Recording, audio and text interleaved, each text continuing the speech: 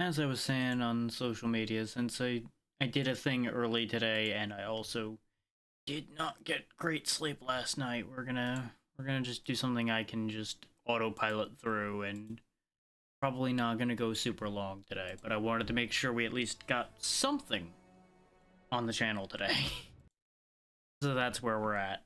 I did forget one thing because my brain is not here with me right now. So give me a second to fix that. I should have ran the starting soon. Y'all can be here with me for this. It's fine.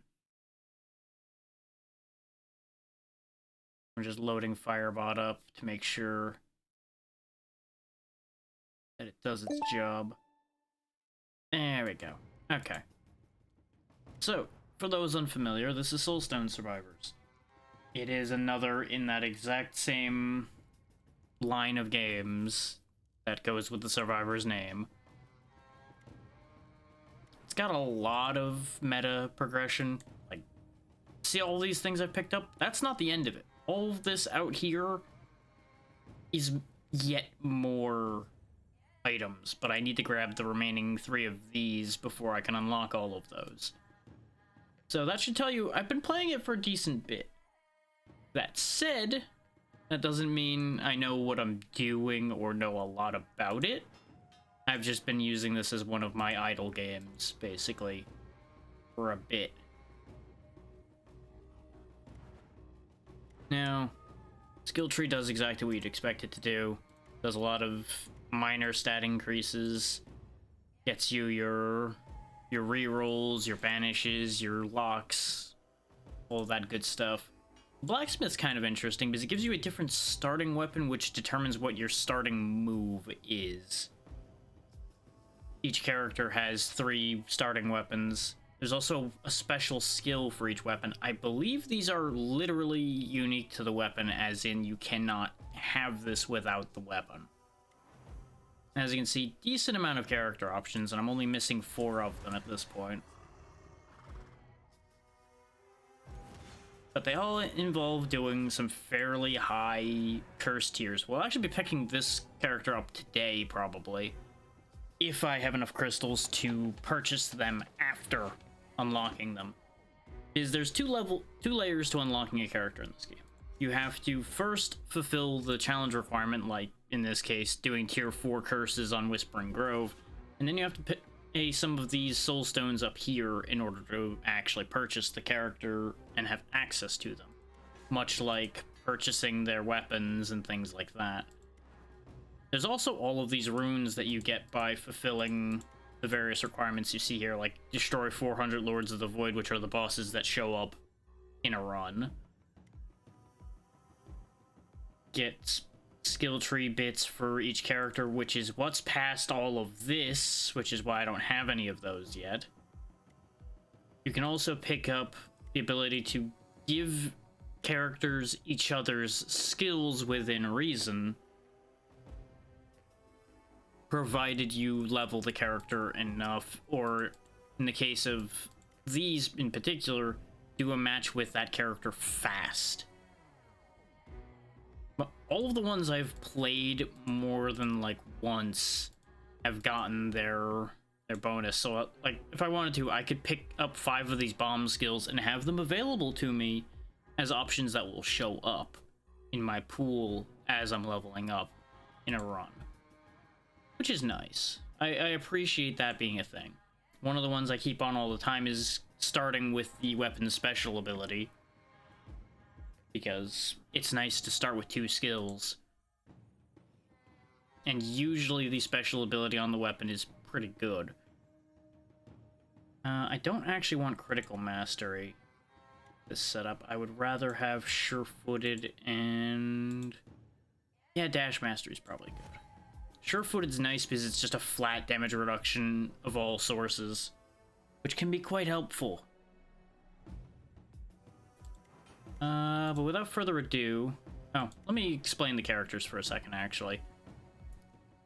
The one I've selected right now is the Chaos Walker. Chaos is specifically, 1, its own element, and 2, it has these subtext chaotic on it, which if you look, there's a 15% chance of one of your other skills firing the moment a chaotic skill is used. So it's a really good way to chain a lot of stupid nonsense together. But they can't trigger each other. Like, you'll notice there it says, cannot trigger the chaotic trait in other skills, or happen from multicasts. Which, multicast is something that can get very out of hand in this game, and is one of the things I really enjoy with it, so... I'll be explaining that further as we get to multicast. And take note that they all have modifiers, like in this case the Castwalker has less health and gains less health, but does more damage and has a wider area. And we will be starting with Chaotic Missile and Unchained Chaos. Now, there's only 5 stages in the game, but each one has 7 tiers of curses. You can only unlock the next tier of curses by succeeding the previous tier. And they do all add up. Every single redundant nightmare worth of curses you put on is all gonna add up. Which one did I need for the dude man? This one? Dungeon of Despair. Okay, the only one I haven't done tier 3 on. So I keep botching it in stupid ways. Now, the nice thing about putting on all these curses is you'll notice you get a lot of resource bonuses, which is handy.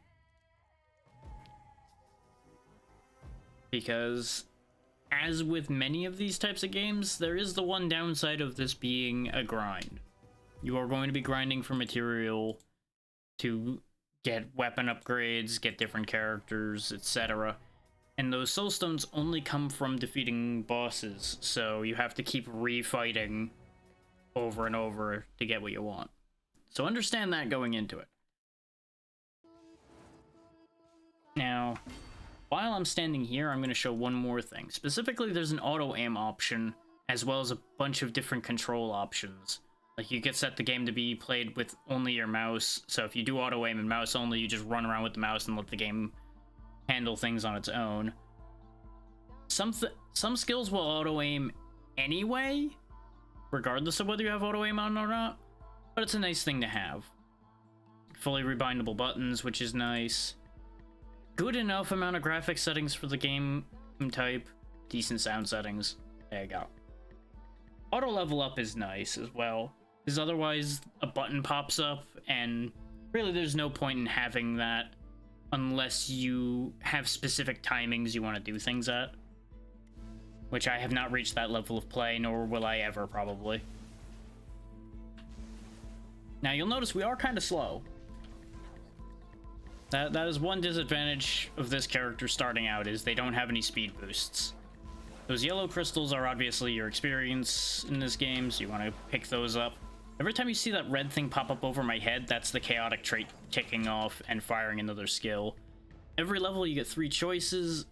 Every other level, I think it was, is when you get a new active skill choice. Until you fill up on skills, and then you can actually choose to not have active skills show up. Or, when an active skill shows up even before that, you can choose to just take a modifier instead of an active skill. Which is where this one kind of starts stepping out ahead of the other games in this genre, is because of the amount of options they give you and the amount of control over how things play out that they give you. Now, I will say this, it's not actually my wisest choice to take, like, purely chaotic things. Arguably, you'd want some non-chaotic abilities in the mix. Because, take note of the damage on Chaotic Explosion, for example. 1 to 4,420. That's the entire range of damage that attack does. Most things have much more consistent damage. Chaotic things are, well, chaotic. They do what they wish. The advantage to both of these in particular is they have a 50-50 chaotic chance, so it'll more than likely fire one of these two off whenever you use them. So we'll go ahead and take chaotic explosive. Exactly, Pazzy. And how you doing, buddy? That's why I'm starting with the Chaos Walker today, is because just let it fly. things will just happen.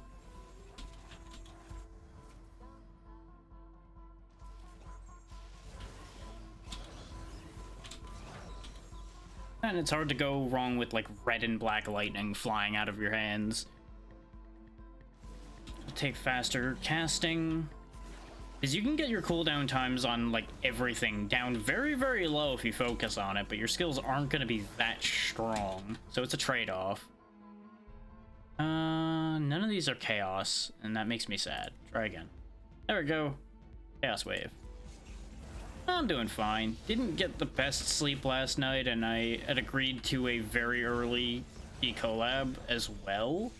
So I definitely shot myself in the foot a little bit, but it was a good time, and it was absolutely worth doing. But boy, is Brain not really here, so that's why we're doing this instead of what was originally intended for today, which was going to be was more than likely going to be the 350 special. But we'll put that off probably till, like, Tuesday, when I'll probably be in better brain.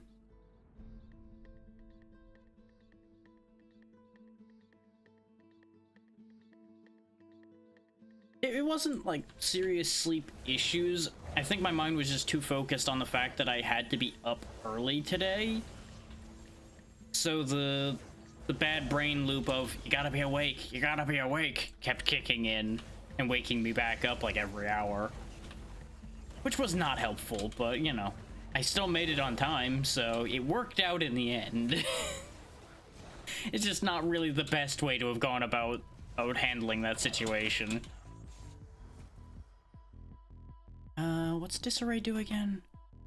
Increased damage received by a random amount between negative 0.5% and positive 2.5.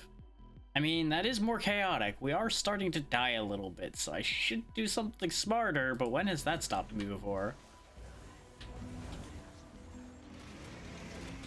So I think one of our moves already applies Disarray, but we can just apply more. Yeah, I know the feeling on needing to convince yourself to sleep and sleep pattern jank. Now, it is worth noting, ordinarily there'd only be one boss at a time. One of the curses that's on right now is making double bosses, which is dangerous. There we go, there's Chaos Bolt. Now we got a full set of Chaos. Yes, damage modifier for Unchained Chaos, because that's our Chain Lightning, which is so far been our probably most useful skill, because it doesn't miss. I could grab Chaos Golem, but I don't have room. This is what I mean. There's a toggle right here where you can just auto-skip active skills going forward if you're happy with the ones you have. Yeah, that's how it goes. You can really end up spoiled for choice in this game. You'll just look at the entire list and go, I want all of them. And you can lock them in place so that you don't lose the options. But we already have a full set of skills, is why I'm not worrying about it. Multicast on burst. Multicast is what I was talking about before. Multicast literally means when a spell is cast, it has that chance to literally just cast it twice. Sometimes 3 times, or 4 times, or however many times it manages to roll. It can get way out of hand, and it is beautiful. Just remember, Chaotic does not trigger off of multicast, so I can't have multiple skills chaining off of each other. But we can get our times down enough that it's gonna feel like it's working that way. I definitely need health right now. But no, this is definitely one of the standout games in the genre. It didn't start out that good. When I had played the demo for it forever ago, I enjoyed it, but I wasn't blown away. At this point, it's definitely worth recommending. Well, gee, multicast for everything tagged with chaos. Take a note, by the way, everything that's affected by the card you're looking at will light up down there. You'll notice how the entire lineup all goes perfectly for it. So now they all have 24% more chance to happen multiple times. you could say there's organized chaos here, but there is nothing organized about this. There's just effects going off, and I'm hoping for the best while I try not to die.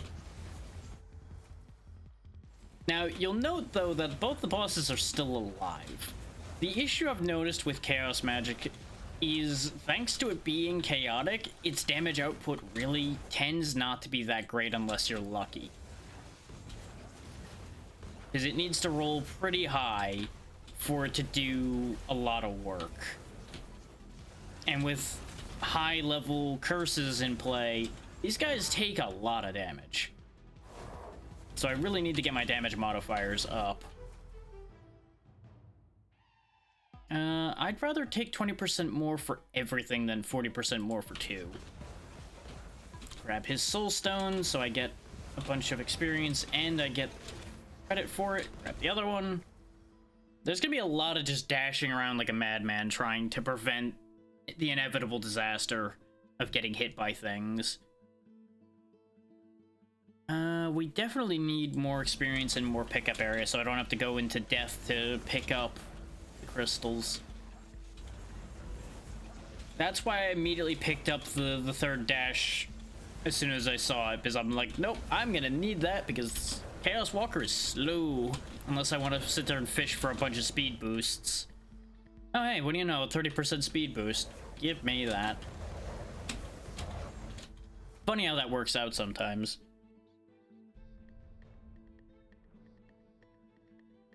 Yeah, more cast frequency on Chaos Bolt. Now, the good thing is, cast frequency does not block you from using the chaotic modifier, because it's just straight casting the spell multiple times over time, rather than it being cast multiple times by multicast. Oh, yeah. I'm going to get hit a lot, because there's just only so much I can do about that. Because there's a lot happening. And I don't really have all of the mobility in the world to stay away from everything. Despite all these dashes, there's always a lot of enemies on screen. Unless you're very powerful, which we are currently not. I'd rather have more Unchained Chaos. Chaos Missile is good, but Unchained Chaos is covering more ground for us. And if we look at our skill breakdown, you'll find that Unchained Chaos is doing more damage. You generally want to push the skills that are being the most effective for you, unless you think you can change one of the ones that are lower to be more worthwhile. And I really appreciate this breakdown, because it even tells you, hey, you've only had it this long, so that's probably why it's not doing that well.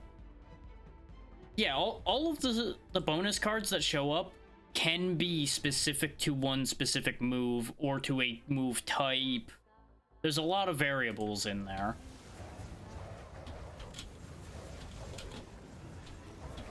And you can see what all of your modifiers on each one are, in case you forgot what you've been doing. Or you, like, paused in the middle of a run and have to see what you did last. Which, that's also very good. At a glance, you can tell how many modifiers they've gotten, because that's what tells you what level they are.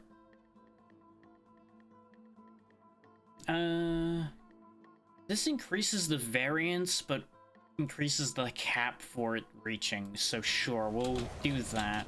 It's probably not my best idea having random on top of random, but I'm kind of hoping for 1,000 monkeys on 1,000 typewriters here.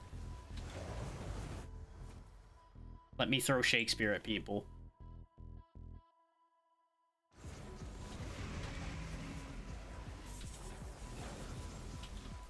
As you might imagine, big red circles, don't stand in those. Bad things happen. Having the Chaosbringer here is dangerous, because he is probably the biggest threat as far as the bosses go, at least in my experience, because he hits the screen. You have to play a dancing game to stay away from him killing you, compared to a lot of the other ones with their much more stable attack patterns. But, you know, he's the Chaosbringer. He does exactly what he says on the tin.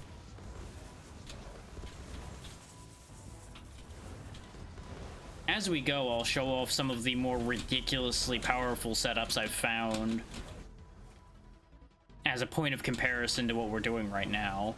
But you'll notice we are getting there. We are clearing the chaff, like, very efficiently at this point because of all the area effect we have. We just are only chipping away at the bosses is the problem. Which over time will mean we win. It's just not going to be fast. We definitely want the damage modifier for Chaotic Missile to go up because we need the damage modifier for everything to go up.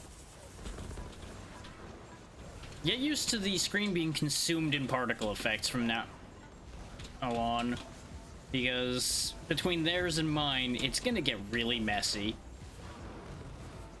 It's a decent place at the moment, and the good news is, thanks to these skill tree purchases I've made, I can die twice and get away with it. I just can't die 3 times. If I die 3 times, it's over. Leviathan is tempting, especially since I'm just dashing everywhere. Yeah, I'll give up 5% movement for 10% damage. I need the damage right now. As you get more copies of the Leviathan, it is going to scale harder as far as slowing you down goes, but it is going to scale harder in terms of doing damage as well. So it's a good trade-off as long as you can manage to make use of it properly. Like, with our triple dash, we actually can get away with being a bit slow, as long as I dash appropriately. Which, that time I didn't, which is why we lost one of our revives. That's how you can tell I lost a life by the fact that there was that bit of slowdown. You get a little bit of slow-mo to figure out what happened, and then you're just right back in. From 30% bonus to 75% is worth it. I need to get rid of Alex. If I can get rid of him, I can focus on dealing with the priestess, with the prophetess, and it's not really going to be nearly as much of a problem. Because her attacks are a little bit slow, so she's not too dangerous. But with me being chased around by the Chaosbringer constantly, he can get a shot off because I'm getting pushed into it.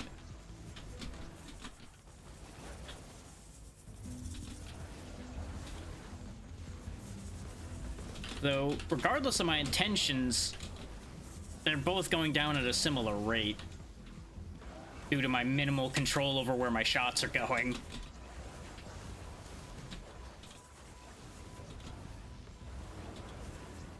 His chaos magic is very to whom it may concern instead of directed.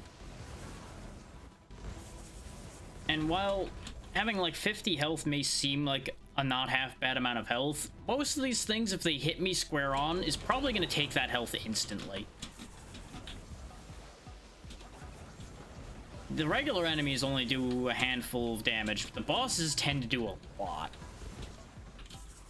Okay, Chaosbringer's down. Grab his crystal so I can get the experience.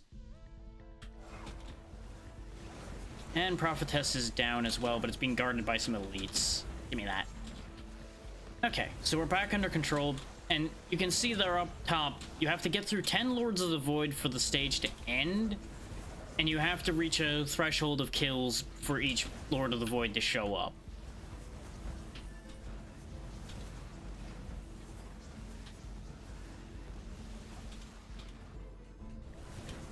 I don't anticipate this being a win. With it getting sketchy like that already, I have some really concerns. Really big concerns. I want bigger Chaos Wave, but I need the health. I'm doing a bad job of actually staying ahead of some of this. And it's worth noting, even if you get rid of a Lord of the Void, they may show up again. I believe it is pure random who shows up each time you trigger Lord of the Void. So you can have the same one multiple times in a run, I think. I remember seeing multiple ones, but I don't remember if I was on Endless or if it was regular at the time. Grab us a health crystal so we get some of that health back. Remembering that the Chaos Walker gets reduced health back, so it's not the best. And now that we have a decent amount of max health, we should be okay as long as I don't do anything too stupid. At least until a boss shows up. Once a boss shows up, things get interesting. 30% more area for everything. Yes, please. Hit the everything. 'Cause as you can see, I'm just starting to hit quite literally everything. Because everything fires off as soon as its cooldown's done. You don't have to worry about pressing buttons as far as those go. Your only concerns are moving, dodging, and attack direction. And as we discussed before, attack direction can even be taken away if you want to just leave auto aim on. I personally don't use auto aim because it helps keep me a little bit engaged in what I'm doing. I have to aim. So I would say auto aim for when you're grinding a bunch in order to get what you want. Not the worst idea. You can also surrender and keep what you gained along the way. So it may be worth going in fighting just the first fight, because that's how you get your, for example, your red soulstones. If red's all you need, then you go in, grab the red ones, drop out, repeat. This only affects 2 of them, but it is a 50% area modifier. So I will take that. Throw big bolts.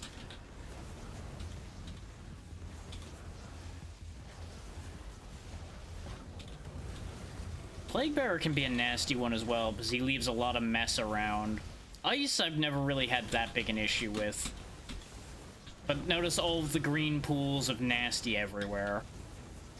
And, like, there are lasting effects from ice, too, but they're not as big and they're not as prevalent.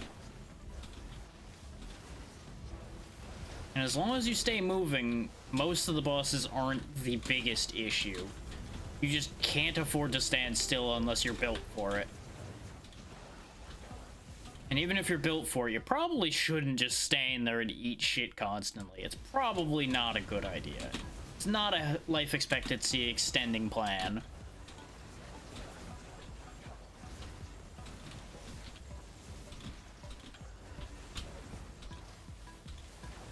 Now, I will say, this run isn't gonna get us the bonus for the Chaos Walker, because this is taking too long. But if you want to get the fast runs, you don't want to be doing high curse levels anyway. It just isn't effective, because they have armor boosts and health boosts and all kinds of such. Exactly. I'd rather not ruin my insurance premiums if I stand still like a fool.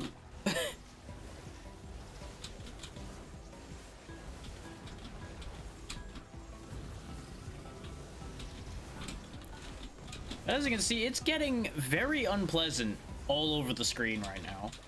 Ordinarily, damage numbers would be popping up, like, all over the screen, but it was causing frame drops because there were just so many, so I turned those off. And they're a known issue that they cause problems still. I'm gonna take a little bit of crit chance, because if those start firing off at all, that's going to be a huge boon to us. I'm not gonna focus on it probably, because again, we're already rolling odds hard enough. But a little bit of chance goes a long way sometimes. Especially when you're firing off like hundreds of attacks in a minute.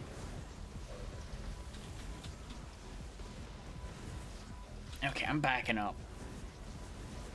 I want to keep pressuring them, but I need them to separate a bit as well, because them standing side by side is causing me nothing but problems.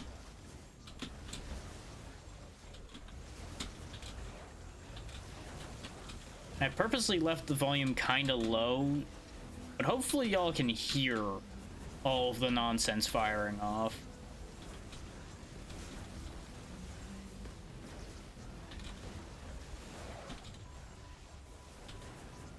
Though the chaos skills are surprisingly some of the quieter ones as well.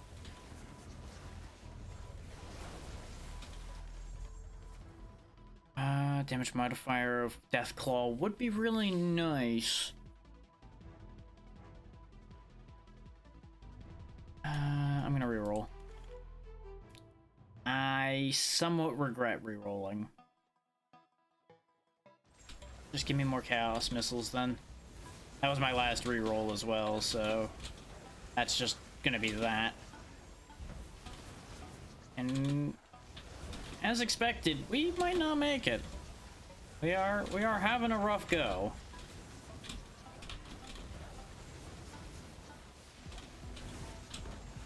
Like, they would be dying faster if I didn't have to so constantly stay at long range in order to have a prayer of surviving. Okay. That's what I wanted. I wanted it to just be on the edge so that it didn't become annoying. Because the problem with games like this is that the sound effects do become immensely repetitive, because at their heart, it is a constant repetition. And especially at the cast speeds we're working at right now, you just hear constant, and it would just become ear destroying, and it's just not worth it.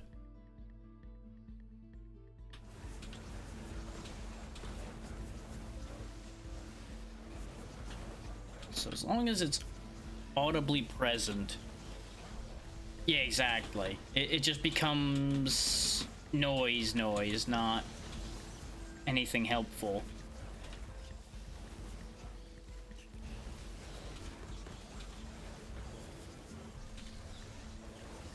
And those random purple meteors that are coming down, by the way, is one of the effects from the curses. There's just random meteors that drop when enemies die. And every now and then, you might get clobbered with one, and it really hurts.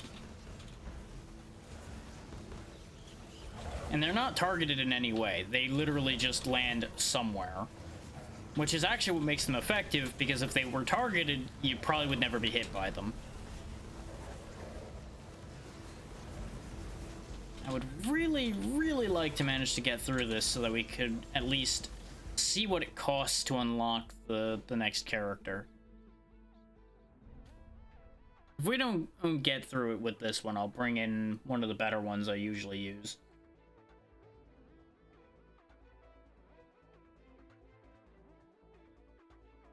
Raise our disarray a little more.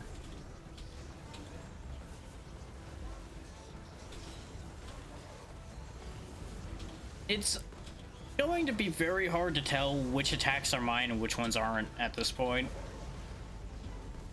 Because ordinarily, brain goes, red thing is bad, but most of my in fact, all of my attacks are red. So, good luck telling what's trying to kill me and what isn't anymore. Aside from watching the circles on the ground. It's about the only way I'm telling what's happening around me and what not to be near. Which makes projectile attacks very dangerous, because I can't tell that they're happening. I'm actually gonna go ahead and banish health at this point, because I don't feel the need to keep cranking it higher, because it's not gonna help. Speed has potential, but I don't need it. I'm also gonna get rid of critical damage and block. Armor could be useful, but I feel like we're too late for that.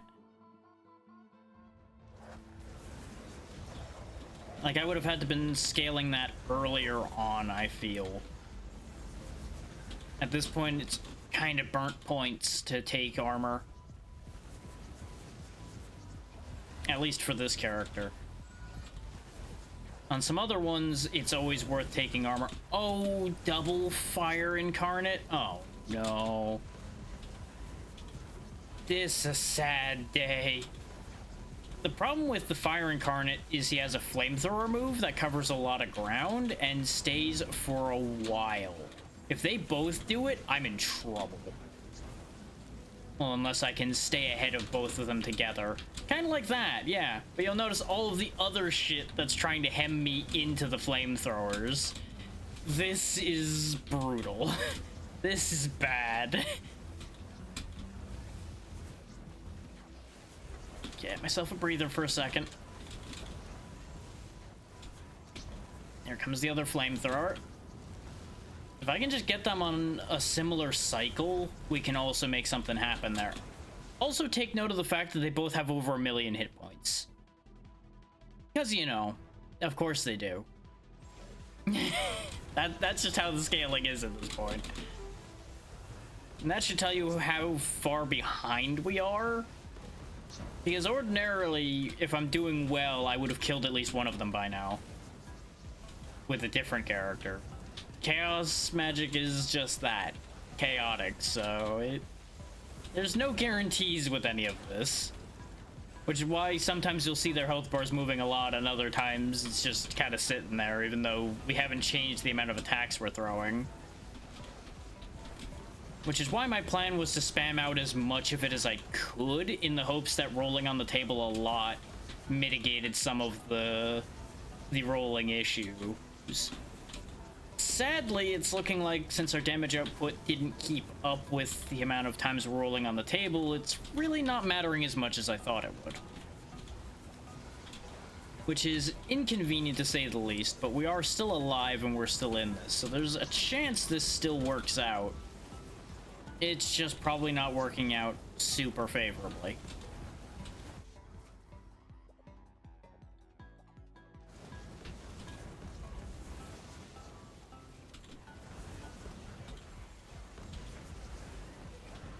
This third dash has definitely been very pivotal to us surviving this. If we didn't have that, we would have died a long time ago. Speaking of dying, there goes our only other revive, so as soon as we die again, it's over. Now, it's worth noting, you don't want to dash when the line is pointed at you. As far as those red lines go, you want to actually wait for the projectile to come out. Because otherwise you will dash too early, and you may step right back into it. The red line is just your warning that the attack is coming.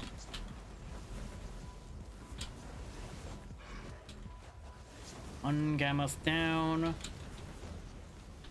Fun fact, this is the first time I've seen two of the same Lord of the Void at the same time. I've seen repeats, like I said, between fights, but I've not seen two at the same time. Exactly, Pazzy.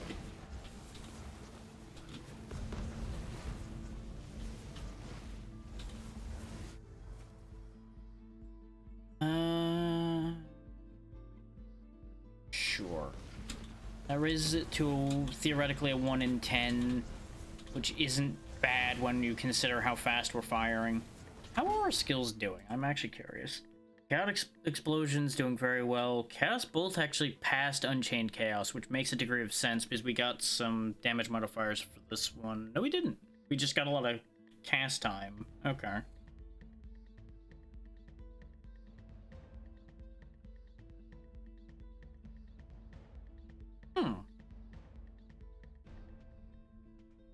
Actually, that damage doesn't make sense. Because it's 1 to 168 with Chaos Bolt. It's 2 to 1,360 per jump, which can jump 0 to 10 times. We must be just rolling badly with Unchained Chaos.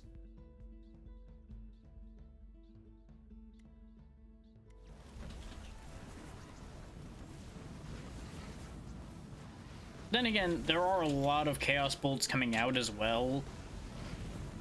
And then they split, so they are hitting quite a lot of targets. And they are more likely to hit more targets than Unchained Chaos is, if you think about it. Since the amount of jumps off of Unchained Chaos is random, whereas the bolts are guaranteed to be what they are. But at a guaranteed lower damage as well.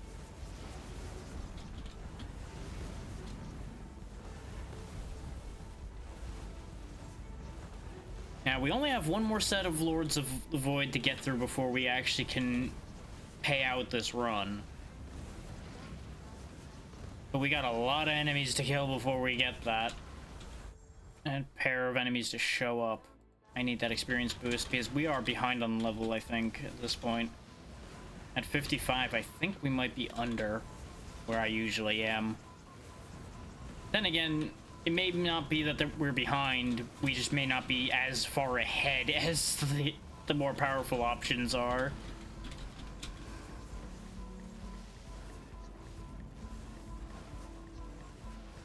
Because, of course, every enemy in this game scales with time. So you'll notice that we are having a hard time actually killing much of anything at this point. Because our damage is random and so spread out.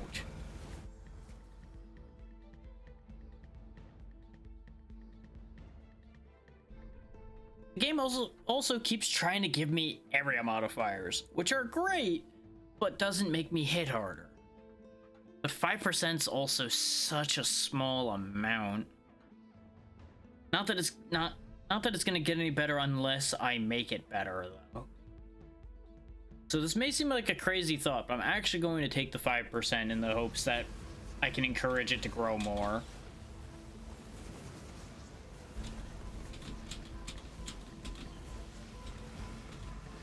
I'm not sure how the percentage damage increases interact with the random variance, though. Okay, it doesn't make the bottom of it higher, it just makes the top higher. That's what I was afraid of. But I needed to know, because I hadn't actually quantified that just yet. Now I have. Because it was easy to tell by looking at Chaos Bolt, because we'd just been looking at it.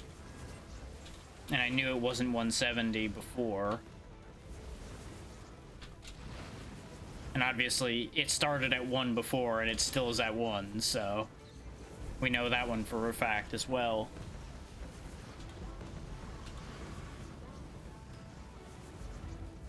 And honestly, you don't really need that much area modifier increase when you're already hitting the screen. I don't know if you can actually affect things that are off screen.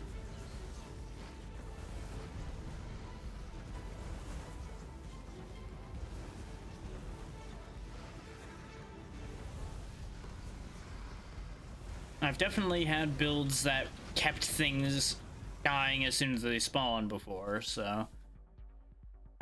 Chaos Bolt is one of our best performing spells in terms of damage, so increasing its damage would be really good, but that's a bigger percentage swing for Chaos Explosion, which I think is our... yeah, that's our straight up best performing spell so far. With less hits causing more damage.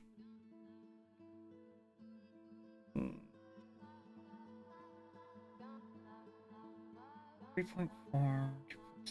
It's not that big a cooldown difference either.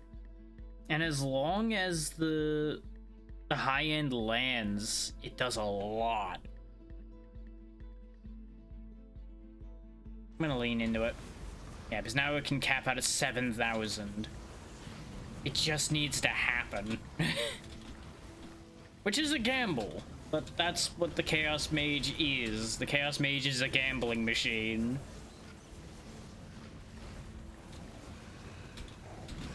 If you don't like to gamble, don't use Chaos.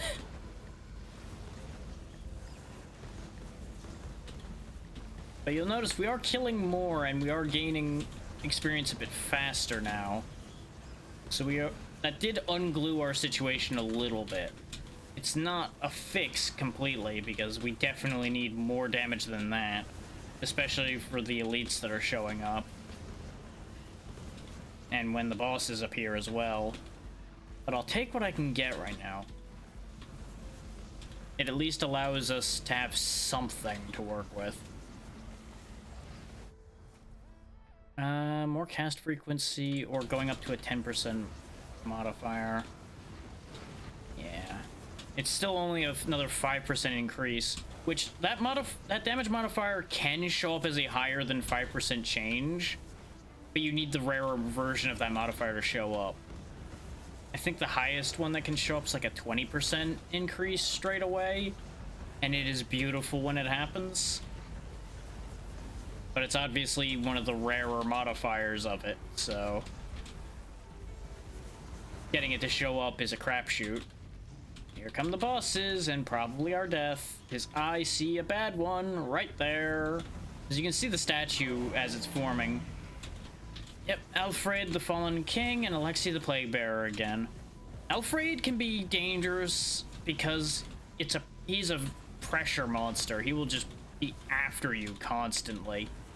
He's got that spin you see him doing there. He's got a charge and at least one or two other really nasty moves. And he's going to be chasing after me perpetually with. Another big damage increase for Chaos Wave, which doesn't actually do a lot of damage, but it hits a lot, so should hopefully do something valuable. But we are most likely going to die before these two do. I know I keep saying I'm probably going to die, but the odds get higher every time. Especially as my maneuvering space gets worse and worse. Now, it's worth noting, this is theoretically the hardest map of the game as well that I'm doing right now, because it's a more cramped space. There's stuff in the way as opposed to an open field like some of the other maps are. Which can be used to your advantage as well, like how I'm looping a bunch of the trash mobs around this wall here to split them off from their friends. Yeah, to hell with the armor idea. There we go. More damage. Give me more Daka. Oh my god, there's so much poison over here still. That's the thing with the Plague Bearer, is his poison lasts on the field for so long. And if you don't get him to move around, he'll just keep pouring poison all over the same places, which is a blessing and a curse. If you can keep him controlled and contained in that area, it's fine. If you don't have field control and he starts pouring poison all over all the places you want to go, it's an issue, as you might imagine.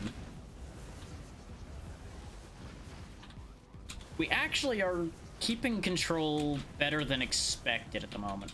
We are still nearly dead, and one mistake is going to cost me. Case in point, I stepped in poison again. I need a healing crystal, like, right now. Thank you. Give me that. It is so close. If I could just get one of them down. Okay, that's one. Problem is, things are getting out of control still.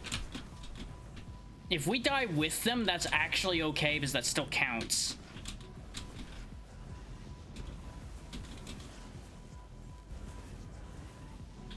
Problem is, I now need to keep Alexi on screen in order to be able to hurt him.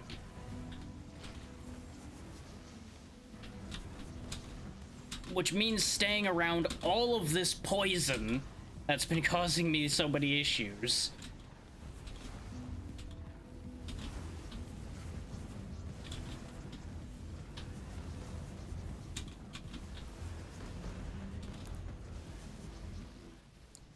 I can't help but notice that I haven't gotten another healing crystal to spawn. Damn it! I couldn't keep dancing with that for that long. I needed to have something happen, but I could not make it happen. And I was afraid of that for that whole little bit there. I needed to either make a bold shot to charge at him in the hopes of finishing him off, which I was pretty confident that he was going to finish me off faster than I could get him. Or I needed to keep playing until I got the next healing crystal to show up.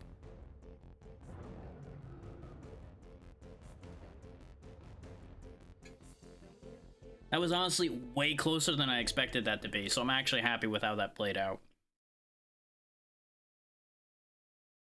But it was very unfortunate that we were a sneeze away from winning that. What was that rune we got, though? Oh, that's so good, but we don't have the runic power to take it. Ah! That will make the Chaos Walker so much stronger. Because it basically nearly guarantees you better results. Because the odds of you rolling twice and still getting 2 bad rolls isn't that great. But it takes 3 runic power, and we have a cap of 2 at the moment because I haven't been able to afford the next stage of runic power, and I haven't done every achievement that gives you more runic power quite yet. But that's at least another one up to 20. I could go all in on poison.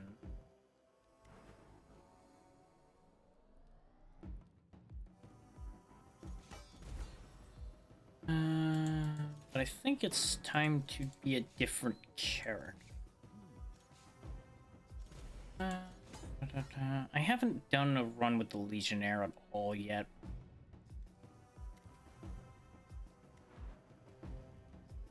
Yeah, I just don't know how the rest of the poison pool actually looks.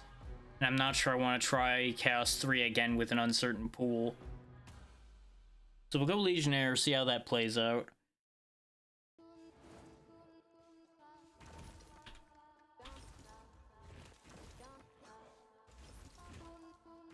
His Legionnaire can be very good.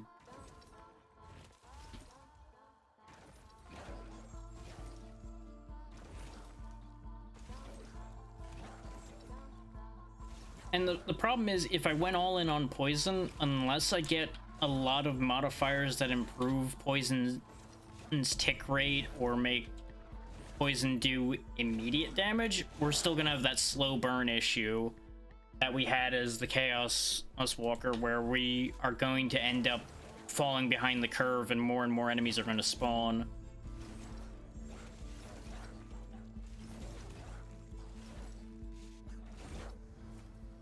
Now there's some poison moves anyway, but considering I've got thrust, front, and physical right now, I would rather lean into having more similar options. Though Poison Bolt is physical, so I could technically pull that, and it's frontal as well, it just wouldn't be thrust. We can do a mix. We can do a mix. Worst case, I get rid of Poison Bolt later if I decide I don't want it anymore. But I'm getting an idea here. I'm getting an idea here. Actually, that's fine. And the 20% boost is nice. Let me quickly explain something while I'm thinking about it. The modifiers we're gaining increase our critical chance and increase our armor, specifically. So if I stack a lot of those, I'm basically getting guaranteed crits and I become significantly harder to kill. That's kind of the bread and butter of the Legionnaire as far as their base kit goes. And if I make all of my attacks deal poison, then I don't need to worry about having multiple poison moves. I now have a chance to poison with everything. And they really want me taking poison. Pestilence would actually be a good one to have because it deals damage based on stacks of poison. And I've not used it before, so we'll take that as well. And we'll see how that works out. Poison's just apparently meant to be.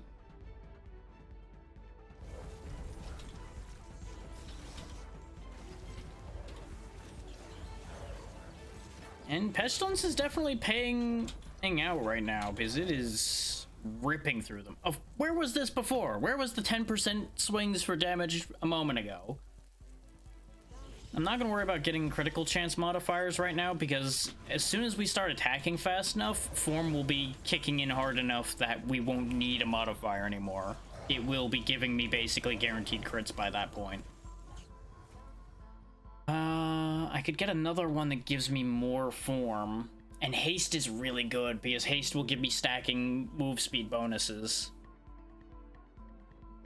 So yes, we want that.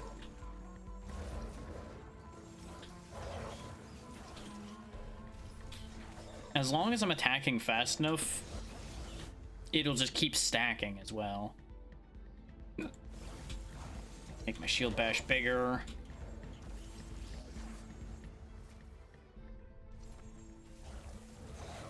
What's nice is there's so many different move pools in this game. Yes, some of them are multiple flavors of the exact same thing, like you'll find every flavor of Bolt and things like that. But they can be set up in a way to play completely differently if that is your desire. I want On Guard as well. That one's a very good move to have, because it shoots out spears in every direction. But more importantly, it's giving me another bonus to work off of. Specifically, if you look here, it's giving me Bulwark, which gives me more block power. And it also exposes all the enemies it hits, which makes them take bonus damage. So it's a win-win across the board with that one. And there's your full information for haste and piercing for those so inclined to look at that. That's all of our modifiers that are in play based off of us buffing ourselves. Now I just need multicast and some cast time going, and these buffs are going to go absolutely ballistic. This is mostly just a twist on how I was setting up the rogue, as the rogue I was using a lot of thrust moves with as well, which led to stacking haste so much that my base speed was faster than my dashing. He became a little hard to control at that point, but he also was very hard to hit because he was so fast. This whole only having 2 dashes and being very slow thing kinda sucks, but we'll get over it.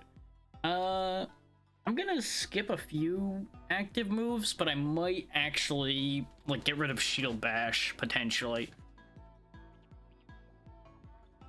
This is why it's actually worth having multiple types of moves, because you can get these like hybrid boosts and such, where for every skill, in this case of thrust, I can buff everything that isn't thrust.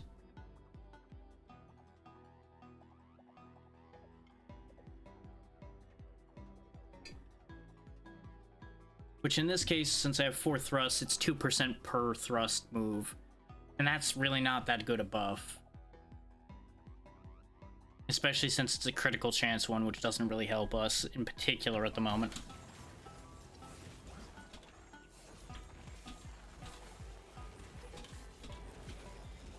And I know these explanations probably are a bit dry, but I'm trying to make sure you all get the main information about how these things work before we start doing anything too silly. Raise my damage modifier, or straight up on that. Acid Rain. It's only a slight difference in cooldown time, so it is less straight damage. No, I think we're good. I think we're good. Ooh. For everything that is nature, give 16% damage to everything that isn't nature. Yeah. Yeah.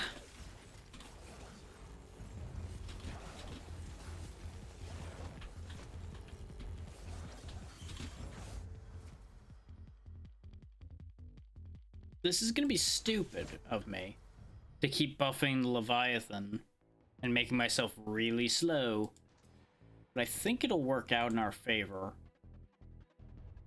There we go. Area modifier of all my thrust moves. Yes, please. Give me more power straight up as well.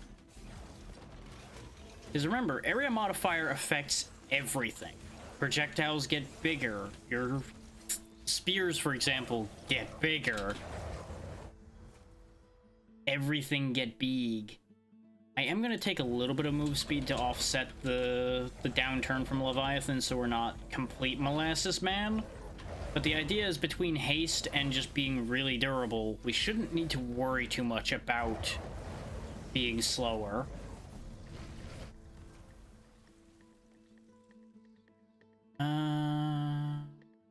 Keep getting more cast frequency. Now, I will be calling out an epilepsy warning, potentially, depending on what setups I end up going for, because some of them start throwing so many effects down so constantly that it does reach, like, flashing light tiers of problems, and I'm going to give a warning when I see it start getting to that point. As long as I have the presence of mind to do so. Flurry is a really good one for generating form.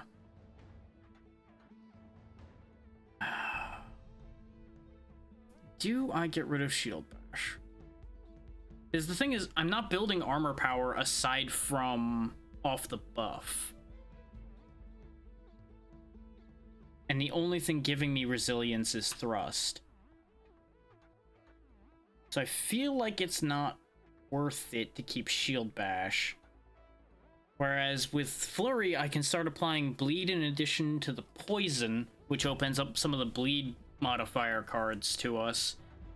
And since it has a chance to gain form bonuses every 0.2 seconds that it's firing, and it fires for a decent bit, especially once multicast gets into play, our crit chance is going to start rising.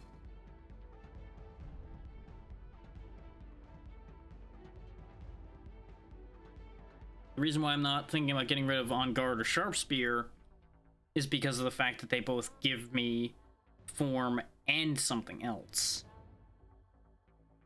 So I'm gonna try that. I feel like I'm gonna lose a lot of damage by getting rid of Shield Bash, and that's a concern. But if you watch our form count, you'll realize that we're starting to gain a lot more stacks of it. Guaranteed crit on full health enemies could also be... yeah, this is only for 2 moves, so we'll go ahead and take the guaranteed crit on full health enemies. This is a good opening option against everything on the map. It's going to lose value as we go, because eventually we will be critting with everything, provided everything works out. Oh, that's the one disadvantage to that, though, is it's not a frontal move, so it doesn't benefit from this specific result. But 4 out of 6 ain't bad for getting a 40% damage modifier for all of them. And Flurry is as much a support move at the moment as it is intended to be useful move anyway. Because the idea is, as I said, that it's going to give me the crit chance that we need. This one's also another really cool thing, is instead of chaotic triggering other moves, you can have skills of whichever type they are potentially triggering whatever other type you have. But it only affects certain types, I think. So I've only seen it show up with certain things, but it's also a rare power. But an 8% chance to throw additional poison every time I stab is pretty good. We have a bad combination here, though, in the form of the Chaos Bringer and the Fallen King. Like, that is just Pressure Express when we are not ready for that.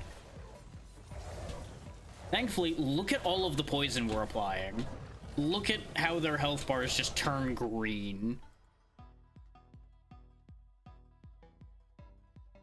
Yeah, raise the Pestilence damage, please. Get these guys out of here. Look how much faster that was, even with us being in a bad position, than the Chaos Bringer's first bosses were. There we go, more chance to get more poison proccing and everything. Yes, please. Get a chunk of health back. Now, mind you, a lot of this is because I have my skill trees maxed out.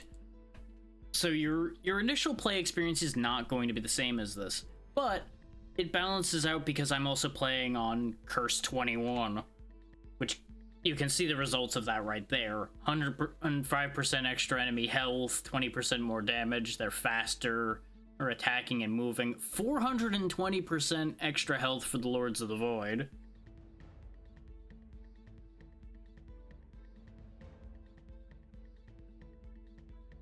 So for every advantage I have, they certainly have advantages in spades right now. Just in case people are like your skill tree is making you too good, man. No, not at all. Everything is awful right now. Extra poison damage wouldn't be a bad idea, but straight 30% more flurry damage is also nothing to sneeze at. I don't know if the extra damage affects its bleed. I don't think it does. I think bleed is affected by its own and only its own. But if we pop open our effects right now, you'll notice our critical chance is just straight 47. Is we don't have any critical chance modifiers, so our form count will mostly be about the exact same as what our current critical chance is. So I do need to pick up a couple critical chance modifiers to really make that get going. Our area modifier's sad right now. But this is another nice thing, is they give you a very nice breakdown of everything that's going on with your stats right now. Oh, for the most part. At least all the ones that are important. Because you have all of your individual ones and then your character-wide effects up there. Yeah, our poison's actually doing more than our melee. But that's not a shock because I've been having to play keep away from a lot of things, so our melee's not getting to do as much as I would like it to. I am getting bullied around a bit. Yes, I want that. I need that experience increase.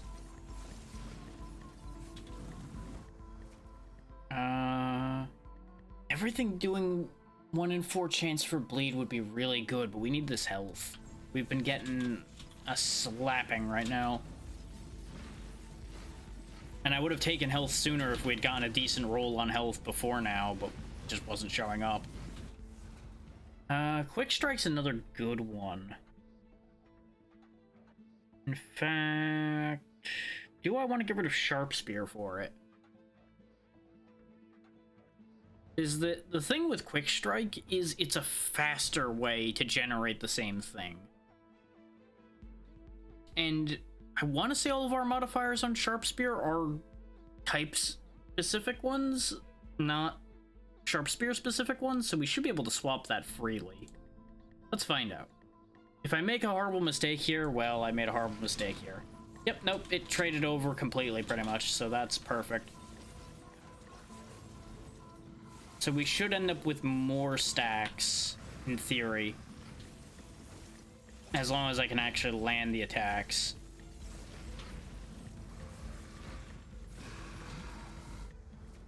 Actually, I might have made a mistake in a way I wasn't considering.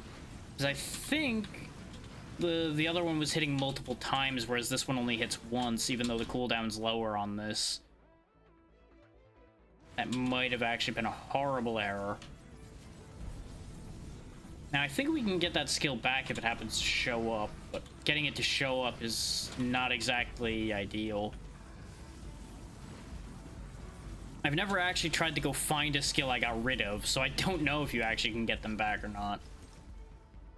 And our pool is very populated. Yeah, I'm not seeing it. I could start banishing things I'm never going to use and see if I could fish for it, but I feel like it's just not worth it. We'll just let that go. Raise our armor some more.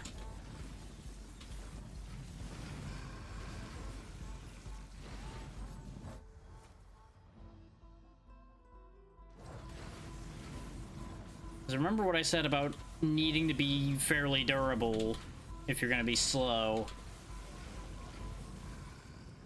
And we all know durability is not usually my thing, but there comes a time where you got to acknowledge that you need to not just take a shellacking and accept it. You need to be able to ignore it if you're going to sit there and take it.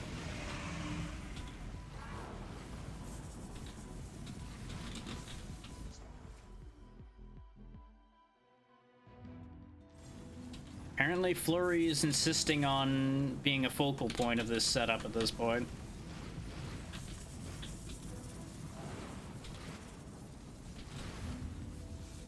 Fire Incarnate's actually really bad for somebody that's as slow as we are, because that makes that flamethrower so much more powerful.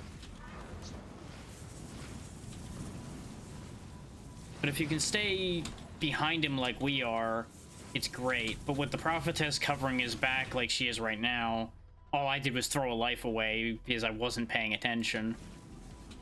Because I was trying to demonstrate getting behind the flamethrower. The tired brain kicking in pretty much on that one. But he's dead, and that's the important part. And she is soon to follow. There we go.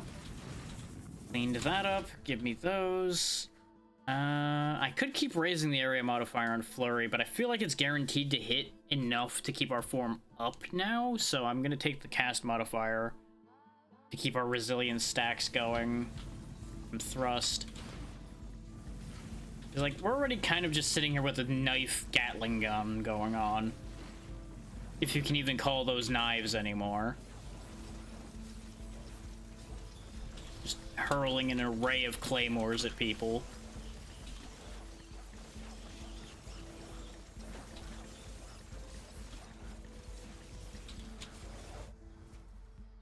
There we go. Keep multiplying that poison damage. Look at all those green health bars. I don't actually know what interactions, if there are any, between critical hits and your debuffs and such as well. I don't know if, like, in some games your debuffs are guaranteed if you critically hit or not. There we go. We can chain our skills back and forth. So I believe the skill chaining can actually go and trigger each other. I'm not sure, though, because it doesn't... Unlike Chaotic, it doesn't specifically say it can't, but it also doesn't say it can. And I have no means of really verifying that, short of only having one of each type and trying to get them to trigger each other. Which, it becomes hard to tell whether that was them triggering each other or their cooldown running out at that point. It's a lot to keep track of, and it's for people with much more attention on that kind of thing than I have to figure out.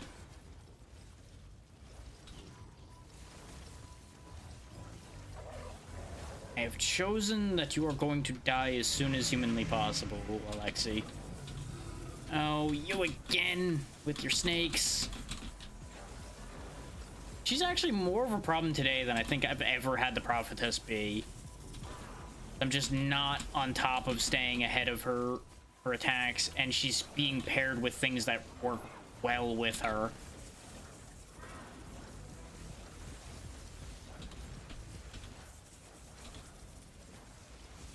That said, my goal of killing Alexi pretty quick is mostly working out so far. They're getting chipped up pretty good.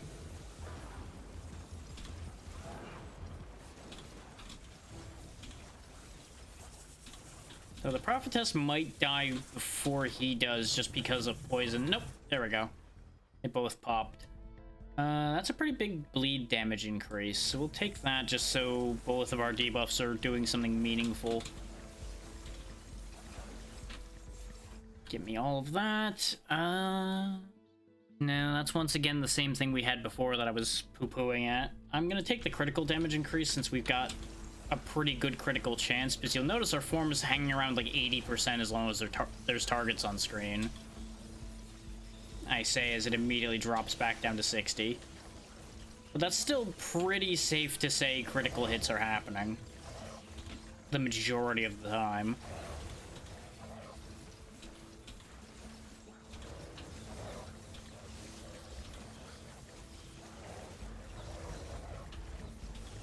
I think once this setup really starts going off, we can probably demonstrate either Overlord or Endless Mode with this and get somewhere.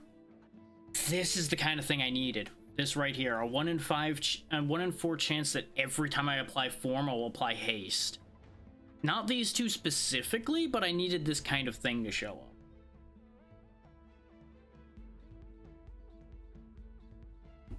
So Form into Haste is a good one to have right now, since we're so slow and we generate a lot of Form. Notice how our Haste stacks have already tripled,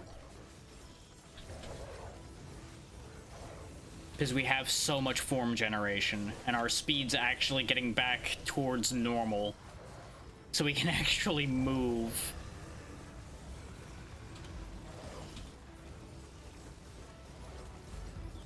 This is the kind of thing I was talking about with how ridiculous some of this can be if it ends up working out. So this is definitely not the best setup of this type I've had. This is actually kind of messy, but it's also a little confused because it's got the poison mixed in with it, which is not what I usually do when I'm going for this idea. But you know, you gotta keep varying it up. You can't just do the same thing all the time or nothing's gonna happen. Nothing will be learned. as it stands, I'm learning that if I do actually fully lean into poison, there are good enough poison skills in this game for poison to actually be quite potent. Like, poison had already shown that it could be fairly potent as, like, a side thing. If I have, like, one poison move and I get the all of your attacks do poison thing happening, it can already do pretty well. But I think thanks to things like Pestilence, I could definitely make it work on its own as well. And this is a great thing to see. A 60% multicast chance for Poison Bolt just out of nowhere. Yeah, Pestilence and Poison Bolt are still doing more damage. But they're ranged, and ranged attacks are inherently going to hit more often than melee unless you can constantly stay in melee. Oh, it's this combination from the beginning of this run again. Great. Love that for me. That's exactly what I wanted most right now. The guys who can drain the hell out of my health, mostly just by existing near me, which is where I need to be. I need to be near them in order to hurt them in any real capacity. Thankfully, I can take a hit, but they can take a hit better than I can with their thousands of health, as opposed to my couple hundred health. Joke's on them, though. I hit a lot more often than they do. So we actually won this run. Everything goes away now, and we get a choice. And notice how slow we are now that all of our buffs are gone, because we have nothing to hit. Now we have a choice to make. We can leave, which is the blue portal, go into Overlord mode, which is the red portal, or go into Endless mode, which is the purple one. The only character I have left to unlock based on which mode I go into, I think, is an Overlord mode. So I guess we're going that way, but Overlord mode's kind of hard. We also unlocked the Legionnaire's weapon. First weapon, anyway. If I even have enough crystals to get it, which I probably don't.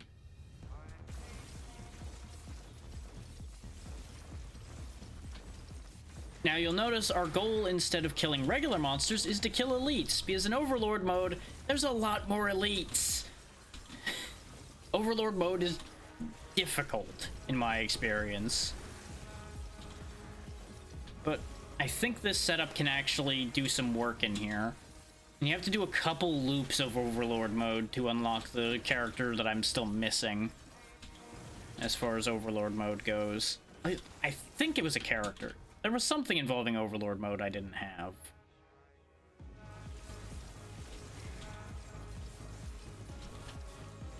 But yeah, you're in a fairly small arena. There is a lot of enemies, and they're all strong enemies. Like, I want to say, looking at this is elites only.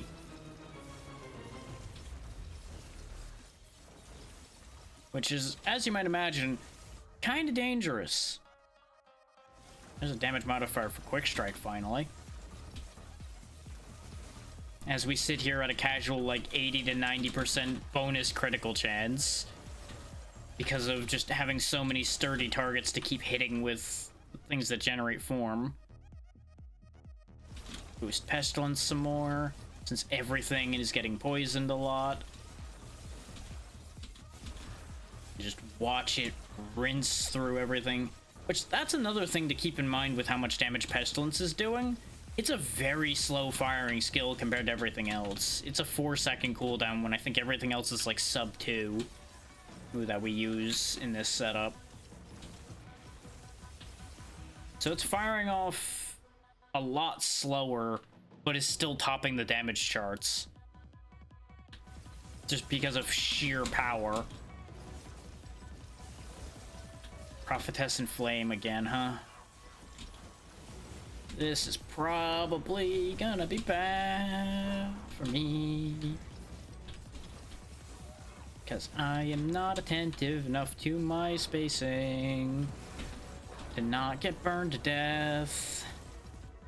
Uh-oh. Uh-oh. I didn't really want the bleed bonus, but I needed to get out of there. Thankfully, the game is fully paused while you're making selections like that, but the second you make your selection, you unpause.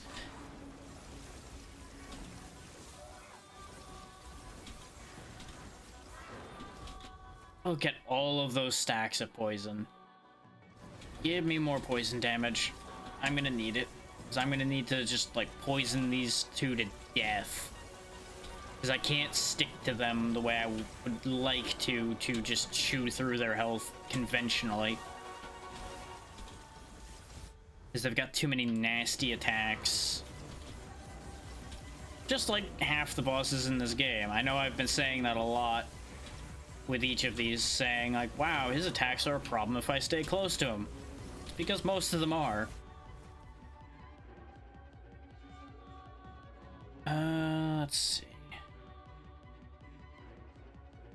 I could raise Quick Strike further, or I could go up to 3,000 poison damage. Let's keep pushing Quick Strike right now. Okay, we got through that one. But you'll notice our last death protection's gone and we have 1 hit point. Because the whole time we were doing all of that, we were getting chewed to pieces by these elites. Because they weren't done spawning elites. There's now more dangerous elites like these werewolves chasing us. So it's just going to keep getting worse until we die. Which, you know, shocking thing, might not take that long. Yep, there it is. I just couldn't stay ahead of them. But we got a winning run on Curse 3, because when you do the looping, it still counts the successful completion of the map. At least it should. We'll know in a second when I check. Yep, we now have the Necromancer available, and it's green crystals. So we could actually get that. Sure. And that also unlocks Shadow Nova for us, which is their weapon special. We could try like a Summon Doom build based on what this is starting with. You also can take a look at what their entire pool is, if you wish to spoil yourself on that information, so you can make plans. Which, don't get me wrong, good idea to do that. I just don't because I'm not worried about it. I'm just here to throw things, play game. I'm not here to deep dive every piece of information everywhere.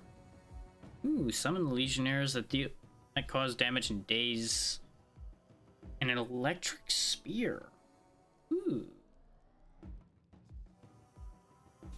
These weapons can actually have some really cool skills to them. Like, this is actually a pretty decent change, I would say, from what the Legionnaire starts with normally. It also changes what your modifier stats are.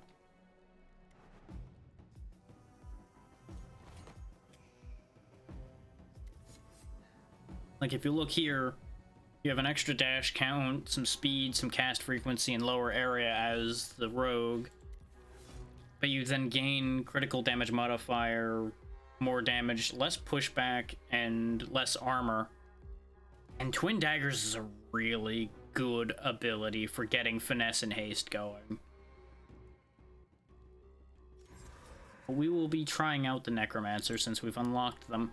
I just need to pick out some runes for them. Which don't really have any great options skill-wise to give to them that would pair with what they have going, I think. If I'm going to be going for, like, summoning and dooming things, I think they already have all of the things they would want for that. And they've already got the arcane ability I would want, which is the multicast chance buff. So I think we don't need skill mastery. We could take skill affinity, but we only have... Yeah, because this requires getting to level 30 with each character to get the skill affinity runes, and I've only done that with 2 characters, whom neither of their abilities would be beneficial to us here. Critical Mastery might have actually been a better thing to have on the Legionnaire. Did I even have runes equipped on the Legionnaire? I might have not. That might explain a few things. Oh well.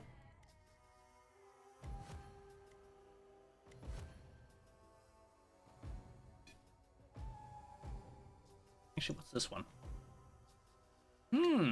Increase damage dealt by but reduce area. That would actually be really good on certain characters. I don't think it matters for the Necromancer, though. It also costs too much, so we can't take it anyway. We need more yellow crystals to get our rune power up. Yeah, it was Overload Cycle 3 for more rune power. That was what I was remembering. His Cycle 2 was getting the Chaos Walker. Yeah, it's purely maps for the other 3 that are left. That's what I thought I remembered. Okay. Well, what can get me more rune power?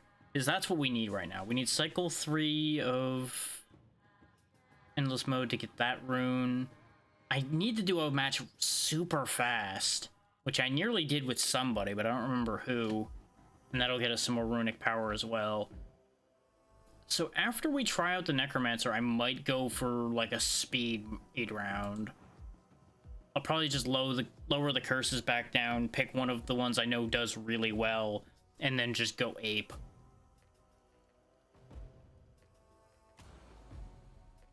Now, I'm going to be stupid, and even though we're only just now trying out the Necromancer, I'm going up to Curse 4. Just full Curse 4 straight away.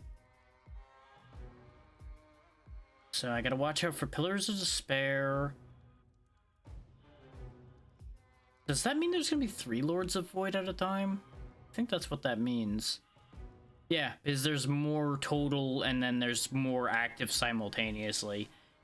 Yikes!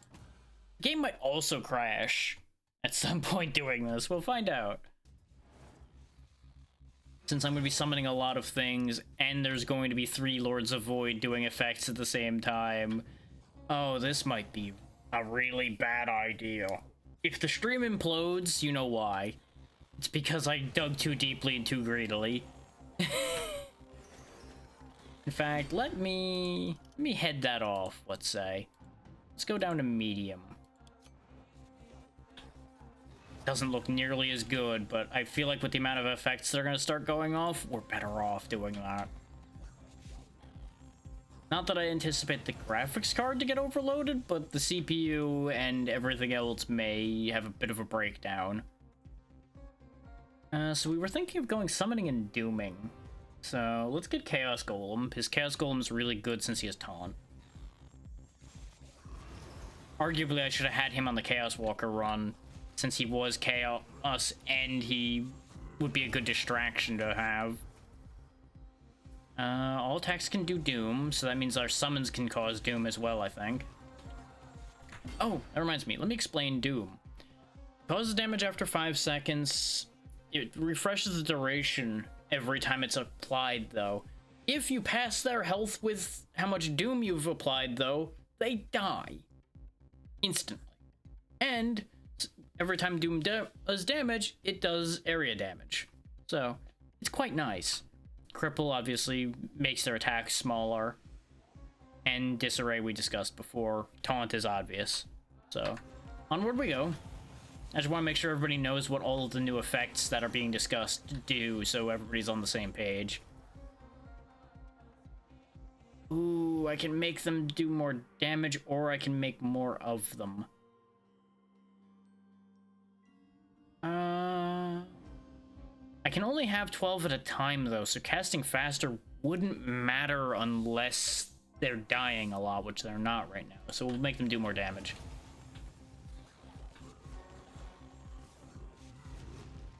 Because I summoned 3 at a time and it said I have a max of 12, so I only need to cast it 4 times. Shadow Orb or Shadow Spikes. This one does damage based on stacks of Doom, whereas this one applies Disoriented, which makes them take more critical strike damage. So Disoriented really doesn't matter to us, but I don't know if I'm applying enough Doom stacks yet for Shadow Spikes to really come into their own. So we'll take Shadow Orb for now. Just throw a ball of pain that just rapid fires everywhere. Pew, pew, pew, pew, pew, pew, pew, pew, pew. Damage up for Shadow Nova. Which, I'm not gonna lie, didn't really have any expectations for Shadow Nova. Shadow Nova's been surprisingly good. Garbage, try again. Yes, please. More cast frequency for everything. Ooh, I actually have two Chaos Golems. Death Vortex is actually pretty fun. I'm down with having purple Doom Tornadoes.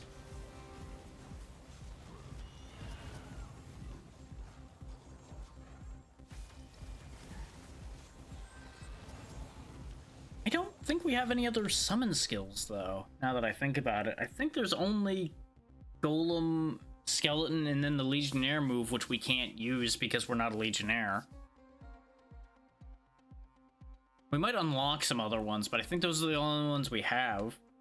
Oh, and there's a totem in Earth magic that does count as a summon, I think.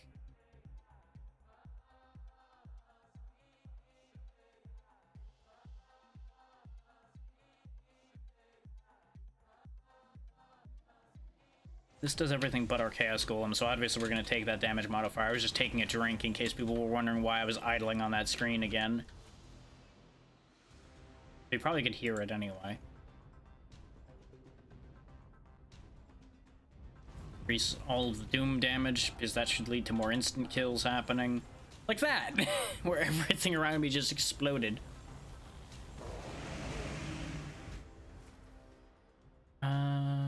No. No. Void's pretty good, because that's another control move as well. Do I want to try to roll for something different? Or do I take that? What I do is I lock this, and then I reroll. Ooh. Arcane Power could be really interesting. Because it's a 50% multicast chance on everything you do while Arcane Power is active.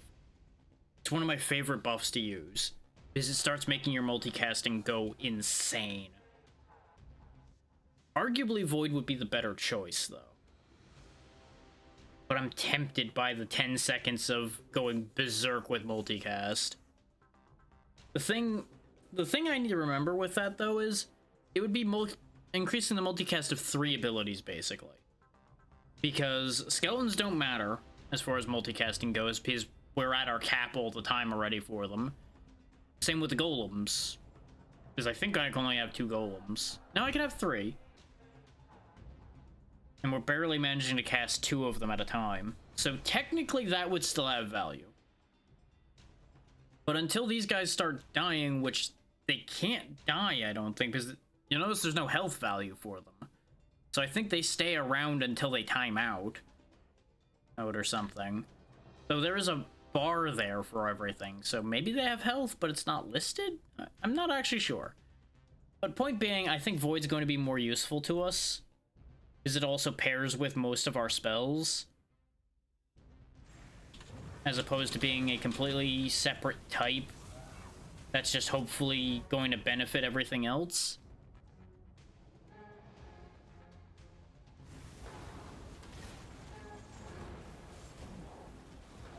Now, the problem here is going to come in the form of the fact that there's 3 of them on screen right now.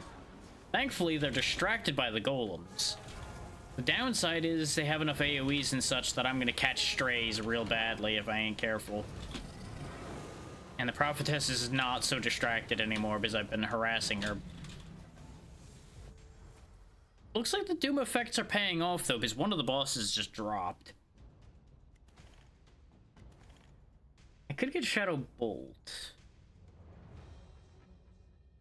which would also get us Aptitude, which is critical damage, so that doesn't help us, because we don't really have critical damage to speak of. I think I'm just gonna keep what we have. I'm very happy to see what I got here, because my skeletons do more damage.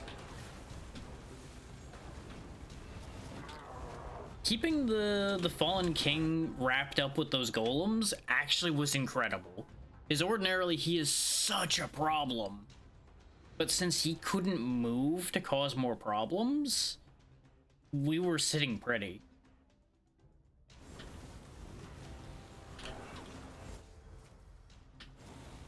Like, I think we might actually have a good thing going here.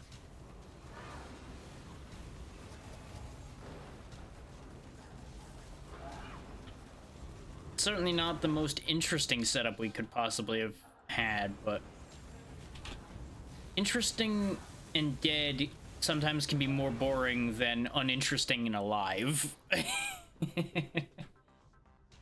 Super golems. Like, personally, I'm never that fond of summon builds, and I know I've had this discussion in everything that involves being able to summon things, but I just don't find sending other things to do my work that compelling. But it can be very funny at times to, like, convert enemies, for example. I'm down for that, because usually that can lead to at very least an entertaining narrative you can throw together for yourself.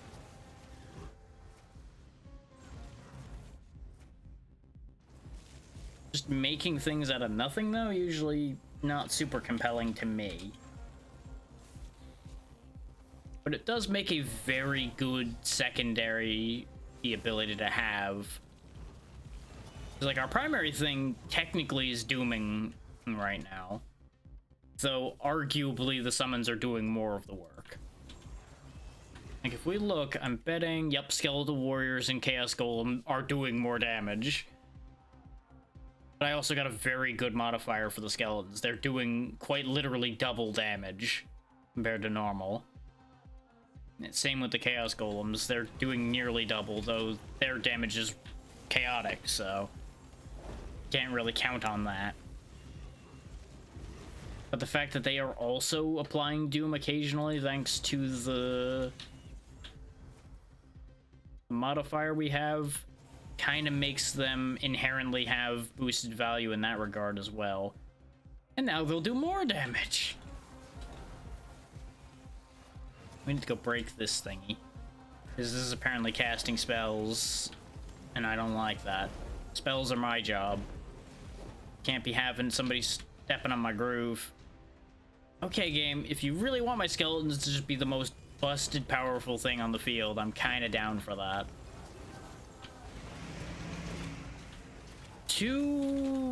Okay, no, I thought that was 2 incarnations of fire, but it's ice, fire, and the Eternal Guardian together. That's gonna be a lot of screen coverage if they do it right, and I hate that. Critical strikes now apply Doom at a 50-50 chance. Do we even have a critical strike chance to speak of? Not really, we have a 1 in 10. So it'd be a roll of 1 in 10 and then a 50-50 on top of it. Don't know if I like that. Throwing just straight more Chaos Orbs isn't a bad idea. Because, like, if this works, this would be incredible. And I could take this and start pivoting into Critical Strike. Even though nothing we have really works off of that, though we do have Disoriented to make our Critical Strikes do more damage. You know what? Why not? Let's try to do something interesting here. Since right now our setup's kind of blasé and bland.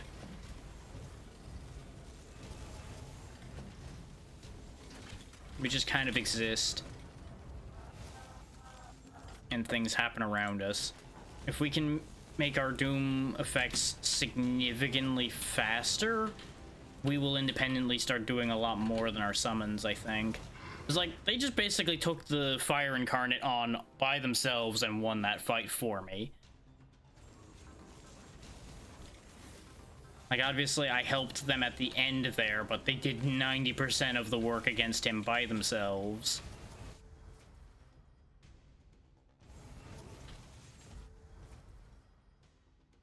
Like, it has basically become my summons world, and I just am living in it. Ooh, that's incredible. 40% of Doom application is dealt instantly. In addition, yes please. That will make us do a lot more work. Or constantly. If I'm understanding how that works correctly. Which, judging from how his health bar is moving, I think I'm on at least a decent enough track in how I'm thinking about that. And there went most of his health suddenly. 1 minute he was here, next minute he was gone.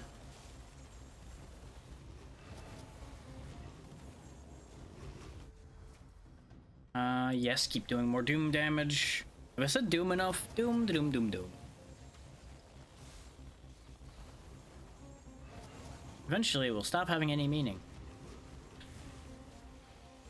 And again, I feel like a lot of words would have lost meaning by now if saying them too much makes them lose meaning immediately.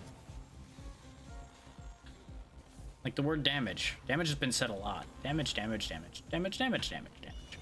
And that just replaces most of the sentences I've said today. There you go. Just the damage equivalent of buffalo, buffalo, buffalo, buffalo, buffalo. Did I get that count right? You know what? I don't even know anymore. What am I even talking about? You know what? The world may never know. I don't even know why I'm trying to think about it.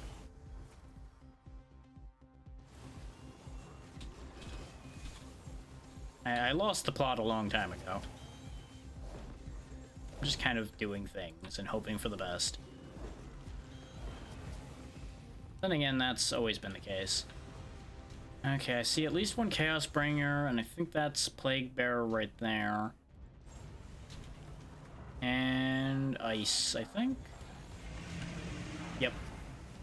You start to recognize the statues because Ice and Fire have some slight differences to tell them apart on their statues, and the rest are fairly obvious. Okay, these two are busy with my minions, and even he's busy with some of my minions. They actually split up appropriately this time instead of everybody piling on one guy. Well, they fucked up the ice guy pretty good. Alexi died. Now it's just the Chaos Bringer with a lot of health left, because I guess only like a golem was keeping him busy and nothing was really attacking him. Well, I nearly died, but he died very fast with my intervention there. So this might be like the easiest way to do things, perhaps. Crazy, I know. Sending minions to do your work is somehow easier than doing it yourself. Wild concept. But, you know. We're up to a 1 in 4 chance to critically hit. So it goes from 1 in 4 to 1 in 2. And then hopefully good things happen. I think those are honestly good enough odds with how much I'm throwing around whenever it actually is triggering. Because now and then we just have no abilities firing off right now because our cooldowns are kind of rough. And when I'm alone, it definitely is not ideal. And it's demonstrated by the fact that we did lose a life over here. Though the double black hole is pretty good.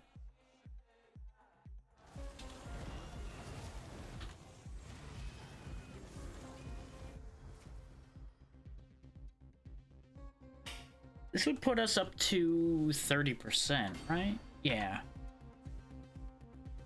Almost a 1 in 3. Sure. So purely my critical strikes are a vehicle by which I apply more doom. So I don't know how valuable that actually is. This is as much experiment as anything. Because I feel like I can get away with experimenting right now since the minions are doing, again, 90% of the work.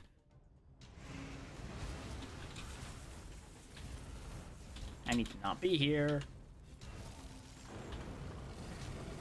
My god, there's so much happening over there. I'm glad I'm not there. I'm also very glad I'm not the target of everything for a change. Let that be a common lesson right there. Taunt is helpful. Having something else attracting the hate of the universe for you can really make a world of difference in your life expectancy. Char. Hope the rest of your day has been good. Doing well, and I appreciate you coming in to watch.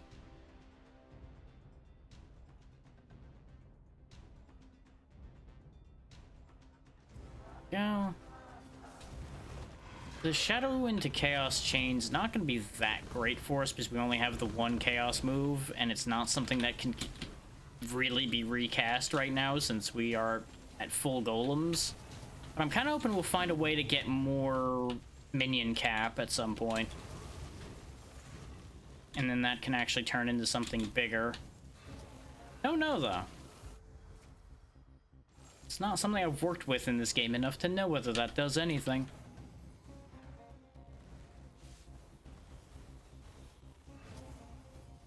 Okay.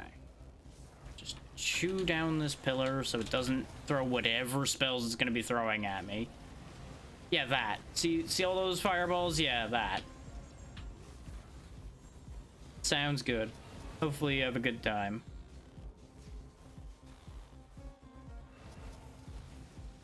Much appreciated.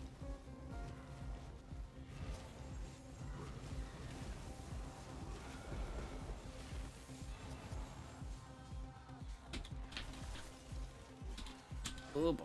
Okay, I did manage to break the crystal. I couldn't tell if it broke or not, so I had some concerns.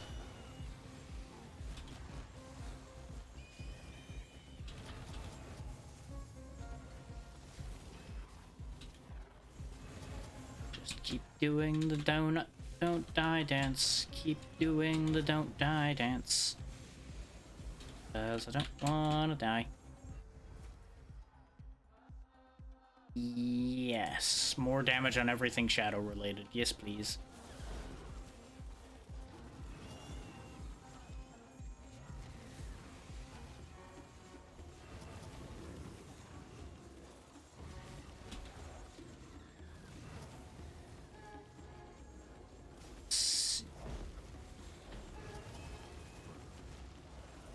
Don't mind me, I'm just doing a bunch of math in my head, trying to theory out something. Whether it would be worth trying to pivot into or not. And the thing of it ends up being, I don't know if there's even any point in thinking about it too much, because I don't know if it's going to show up.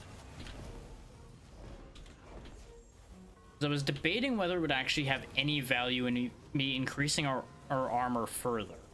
Since even with the decent bit of armor we've added, we are getting shredded when we get hit. Now, what do you know? I say that and there's the armor.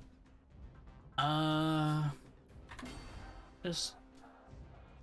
Yeah, because right now, at 139 armor power, we're reducing our damage by 16%.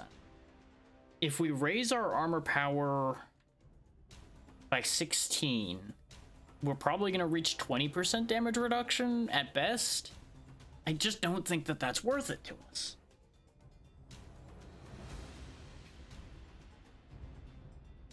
So what I'm going to do is I'm actually going to kick that off the pool. Ditto with health. And this is probably a bad idea. And I don't think we need more move speed at this point either.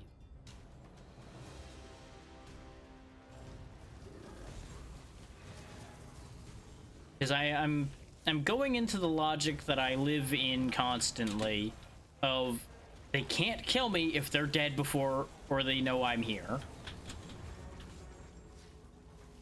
And the answer is this is not working because I already just lost a life very spontaneously there. I also just realized there's 2 fallen kings on the field right now. And I think I found the problem that killed me. Something's leaving... Yeah, this bastard right there, the flying bug, is leaving a poison trail. And I walked into it not realizing what that was. Even though I should have realized green spots were bad on sight, but again, brain not focused no right now. So I gotta kind of work with what I got, and what I got's not the best. Raise my summon damage more or bigger void? Think bigger summon damage, because especially now that I'm down to my last life, I'm probably gonna have to start relying on them more. Wherever they are. Okay, good. They're starting to fight the bosses now. I think they were wrapped up in a bunch of other stuff before.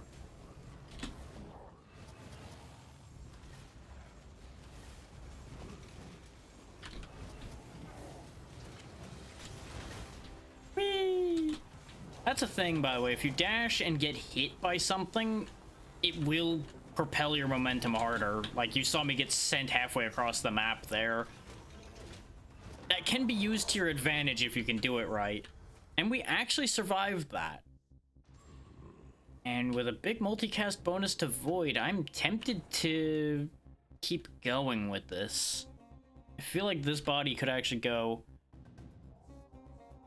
One moment. Perish bot. It chose a great time to show up. Right as that run ended. So I had a perfect time to spot that happening and just slap that down. I still want the runic power increase, so I'm gonna go ahead and push my luck and go into Overlord mode. And I'm going to regret this.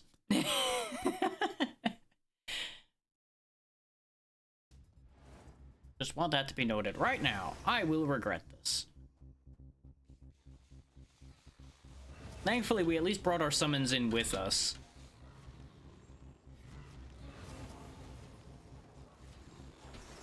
So I didn't have to sit there and resummon them all. That's some pretty powerful Doom stacks. Oh yeah, blocking. Get that out of here. Who needs to block when you can block out the sun with death?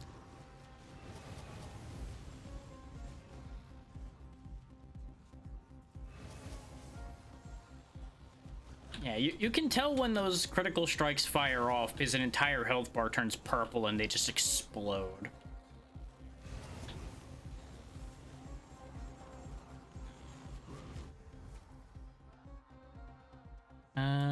Bigger area effects are going to be huge because my Nova is great. It's just not big enough to hit enough targets anymore. Higher casting frequency would also be good, but that damage increase on the tornado was too compelling. Looking at the minute.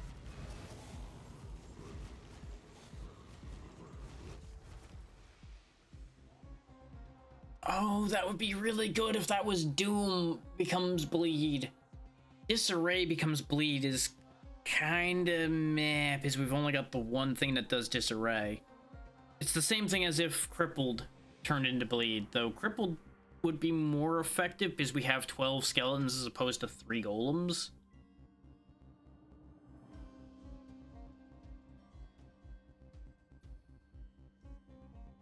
That said, this would be a decent power boost for the golems. It just, again, doesn't affect anything else we have. But you can see a decent amount of bleed showing up on the enemies for a moment, so it is helping them. Because the golems are hitting the whole area around them as well, so it's not a insignificant change. I'm just not sure if the other options would have been more significant.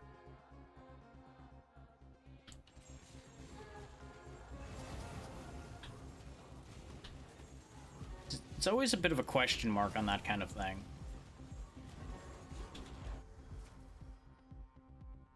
Yes, we can summon more. And this is actually perfect to get right now with what we were just discussing. More damage for Shadow Orb would be nice, but 4 golems is too compelling at the moment. Because that basically means I can probably keep most of the field taunted. And with them doing AoE damage and AoE bleed, they should keep things under wraps pretty good. Like, look at this. We can actually just kind of hang out here. And for the most part, nothing makes it past the square of hate.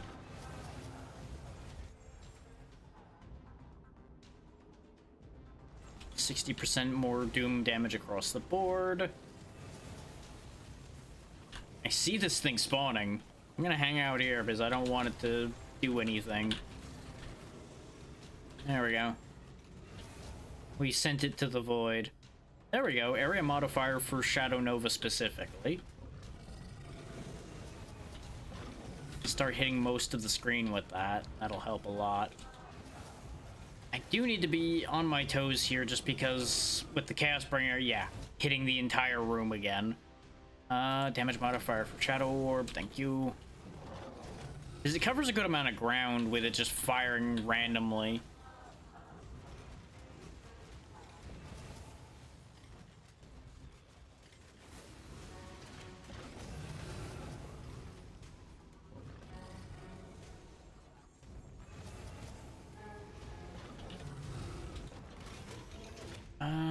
Getting that sneaking suspicion, I forgot something. Let me check on a thing right quick. I'll be right back to y'all in a split second here. No,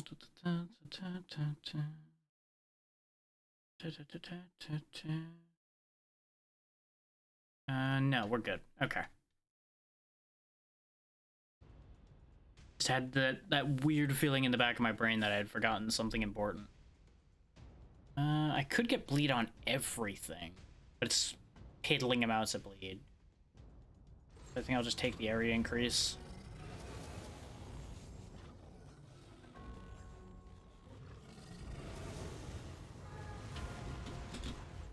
At the very least, we got us some more red crystals, so I'm happy with that.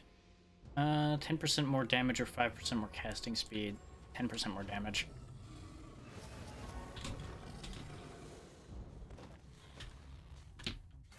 Down goes the Chaos Bringer. I could cast my own Disarray now. And because of the fact that we have the chance to make bleed out of all Disarray, that could be a better way, technically, to do bleed ourselves. The odds of it aren't the best is the only problem with it. But if it happens, good things happen.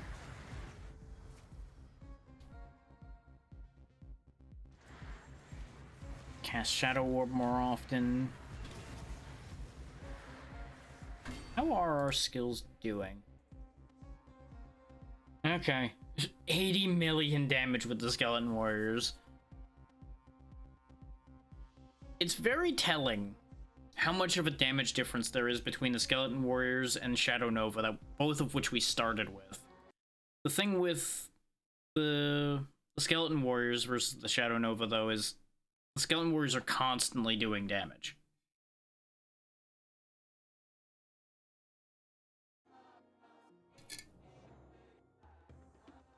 Whereas Shadow Nova is a fairly slow casting spell.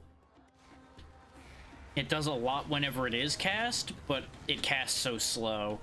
Because we've not been getting good options for either multicasting it a lot or casting it a lot in general. Like, we seem to consistently be getting double casts of it now, but we could easily have done more than that. And it does only fire off every 5 seconds, and I'm frequently having to stay out of optimal range for it in order to live.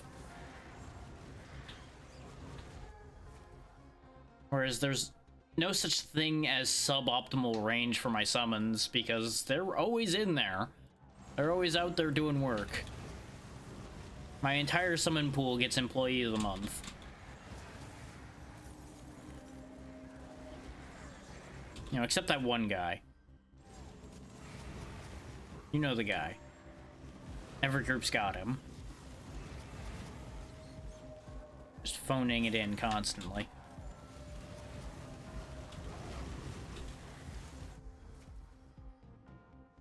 Big void.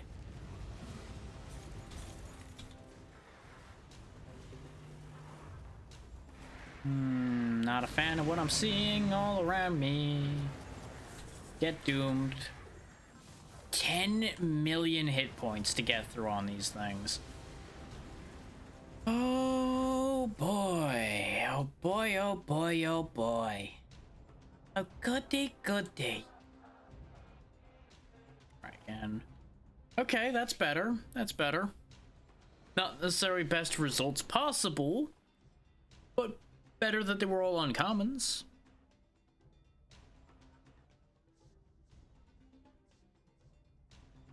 I don't understand why you would want cast frequency on a summon. They don't go away. So I'm confused by that still. And I'm tempted to banish the cast frequency, actually.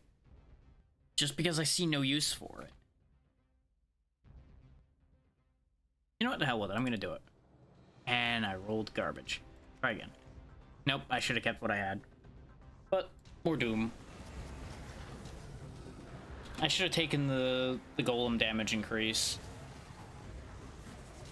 But at the same time, I feel like the golems kind of don't need it, if that makes sense. Like, it would help, but I feel like it's extraneous.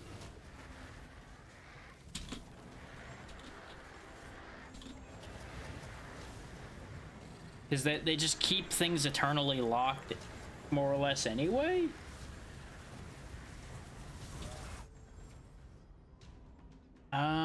That again doesn't help.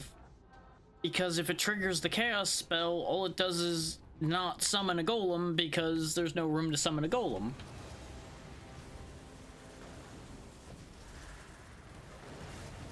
What I really should have done was have, like, Chaos Bolt or something as well, so that I could use the chaotic effect of Chaos Bolt to trigger more of the shadow spells.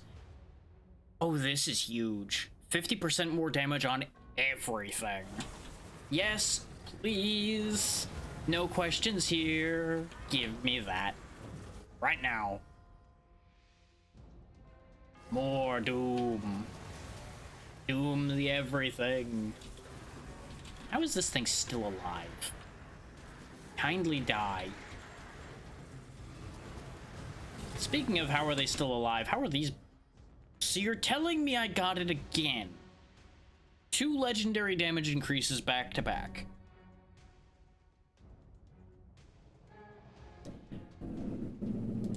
Give me that.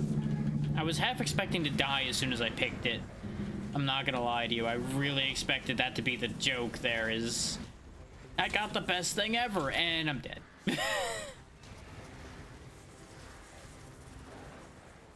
Cut it out with the fireball tower right now.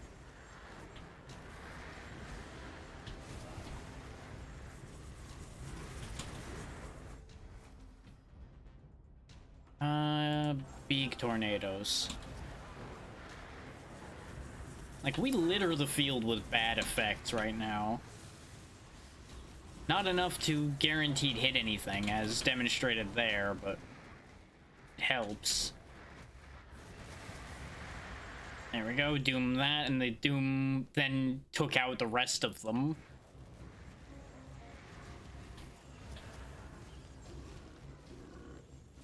If I could manage to even get through this level of Overlord mode, I'll be happy. Because I don't think I've beaten... I know, I would have had to have beaten Overlord level 1 at some point, because I got the Chaos Walker. Which I think was Overlord level 2? Needed to be completed for that? I've already forgotten. It goes to show how much I pay attention to those things. So you're saying I can have another skeleton. I wish that was more than just the one more. But one more is still good, considering how potent each individual skeleton warrior is. Which is a hell of a sentence that I never thought I would end up saying.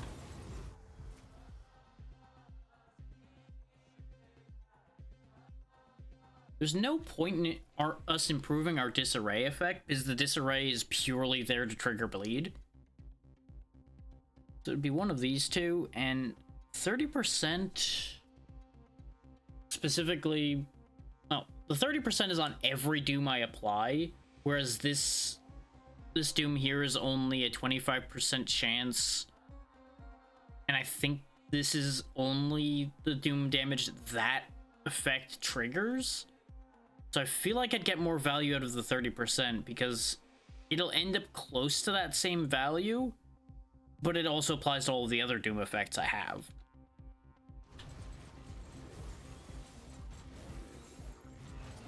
Now, I could be completely off base there, but that's the logic I'm operating under. Or not knowing any better.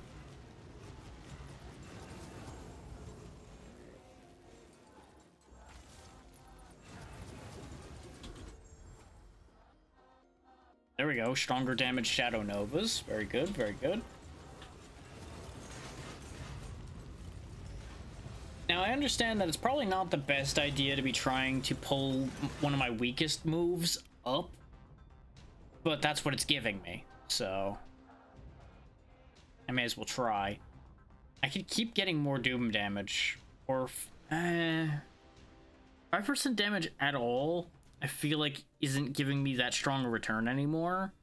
The 4% multicast could potentially do great things, because that would be it would potentially be the straw that broke the camel's back as far as the universe goes, and it would just start allowing me to multicast more.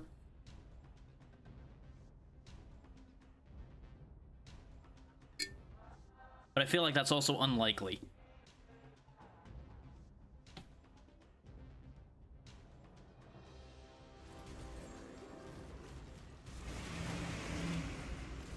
The only reason I was even considering the multicast particularly is the fact that I feel like I am all my eggs in one basketing a lot here by focusing so much into my Doom damage. So if there's anything that is like Doom immune, I'm hosed. But I don't think anything is. I don't think there are really immunities in this game, considering bosses can be doomed to death. If bosses can be doomed, everything can be doomed, logically. Because they would be one of the things you would expect to have that immunity if there was such a thing. And this style of game doesn't tend to go into immunities too much anyway. And we're dead. I don't even know what happened, really, but we definitely died very rapidly there. Still, that did way better than I expected, and now we have skeletal archers as well. So I might do another necromancer run, since it kind of didn't go the way I wanted it to because we only had the 2 summons. I wanted more than that. I wanted to go like 3 and 3.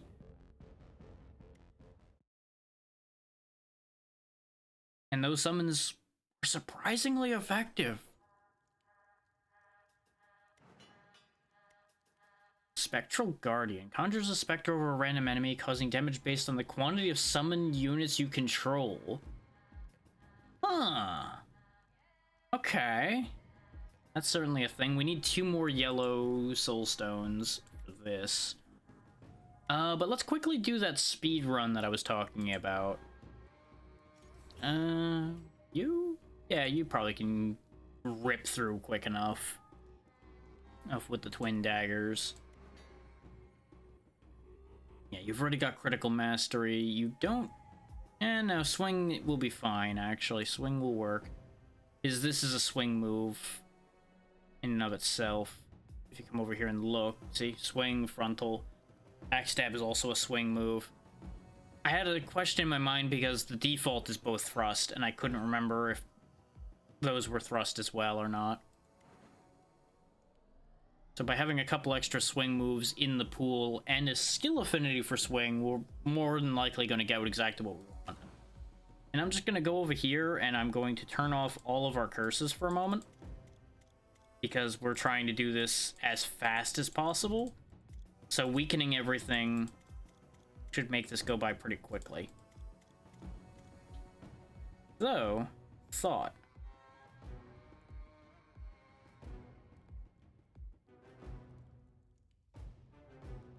Oh, okay. So if I do that, it'll guarantee me a House of Lords 1 as well. So I wonder if that balances out. I want to know if that's actually going to be faster by having 2 of them out at a time, or not.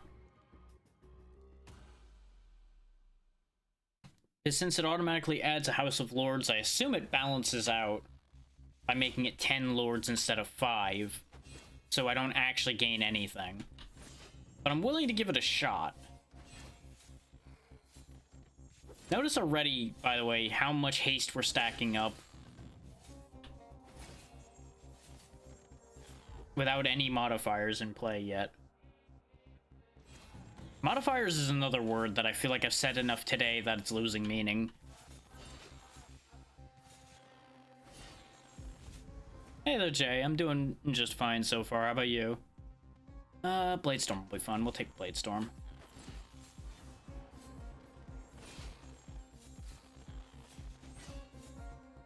I'm just chopping my way through things.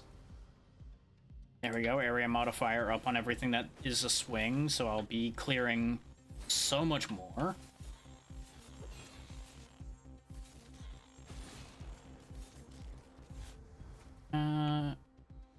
Yeah, finesse is also multicast, which is what makes this scale out of control if it's done properly. Because you just start spam casting everything you know how to use.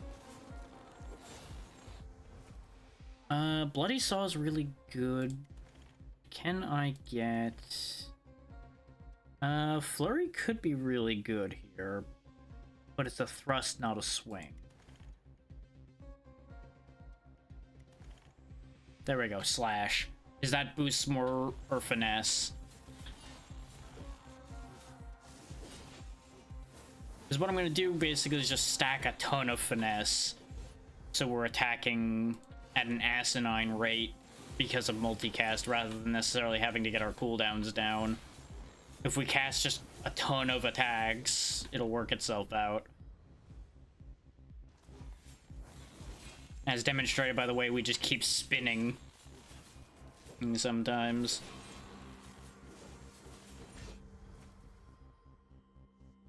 It's not really hitting where I want. There we go. This is a good one.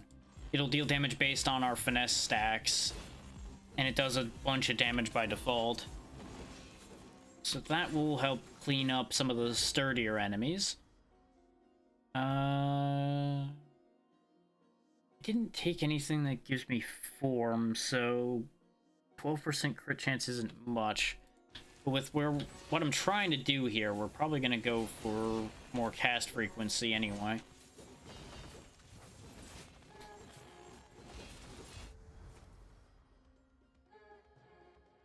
Bit of area. Because the idea is we need to get this done before the 8-minute mark.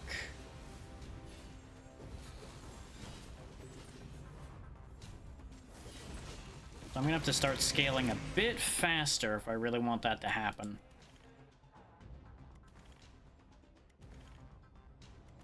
I'm fishing for something and I'm not finding it. That's fine. We can go into having ambush, which will help our 2 primary moves. Notice how much faster he started dying after the smoke bomb went off. Is with ambush, backstab causes significantly more damage, and twin daggers also does more damage and applies bleed if you get ambush. Ordinarily, you have to be behind your opponent or you have to have stunned them for ambush to kick in. But smoke bomb makes everything ambush if you're within its range. So it's just silly. Look at that shredding that's happening. And the game has chosen to give me a 50% damage modifier for everything. Okay. No questions here, Your Honor.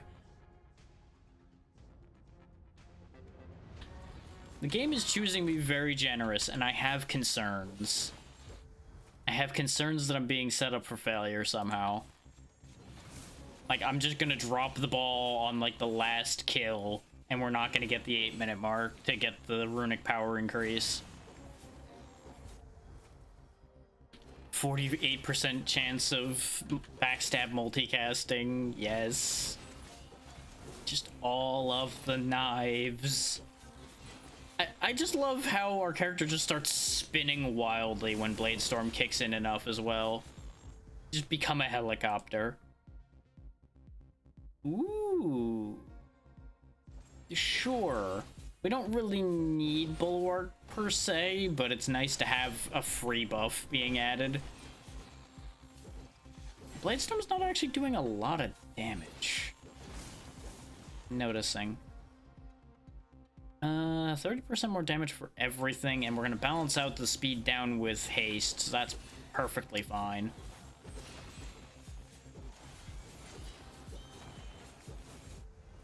Okay, we're at the 3-minute mark now.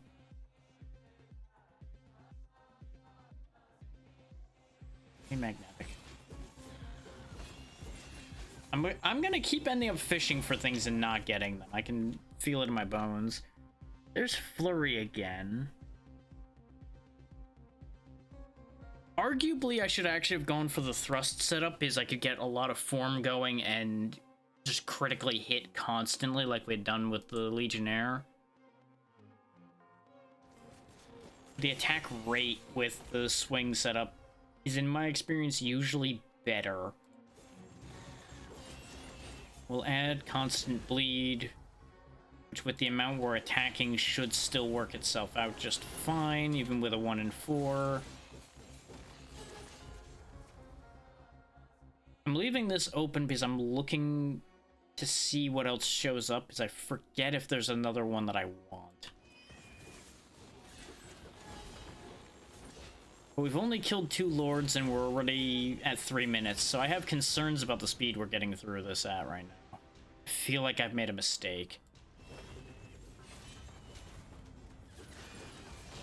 Because we're not clearing the enemies fast enough. Because, like, our boss killing is great. Look what we're doing to his health bar already. We're just shredding him. The problem is we don't have the area damage to do what I need to be doing. That's actually not bad.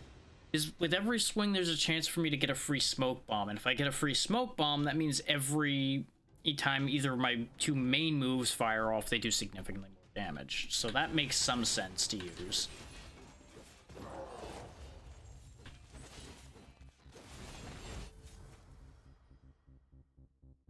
I feel like I just need to get my cast speed up, because our damage seems to be okay, it's just we're not hitting everything. So I either need more area or more cast speed, or both, really, to really start kicking in. Because especially, look at all the smoke bombs everywhere now, so I'm just constantly ambushing. We don't need that, we don't need that, we don't need that. 20% more damage for everything, or 30% more damage for uppercut specifically. Give me the 20% across the board. Don't need healing if I can't be hit. Do do do do do do do do do do do do do do do.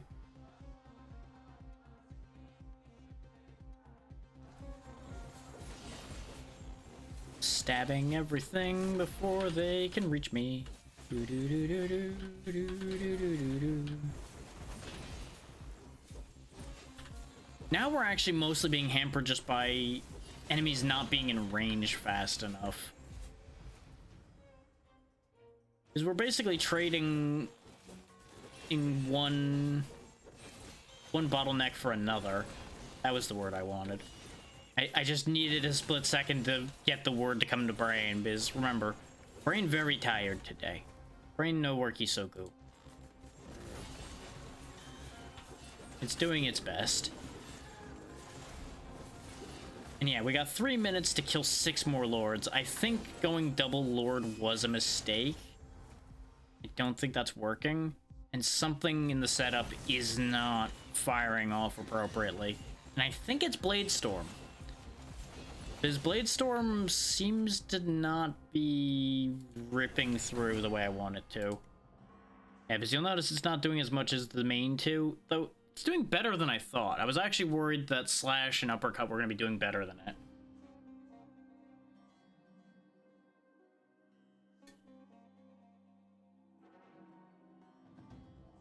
Now you'll notice Smoke Bomb has an effective damage and a total damage, but no hits. That's because it's taking into account what damage I'm gaining from the results of its effects. And I'm very happy that they actually do that, because otherwise you'd constantly have just bad numbers coming from something like this, because it does no inherent damage.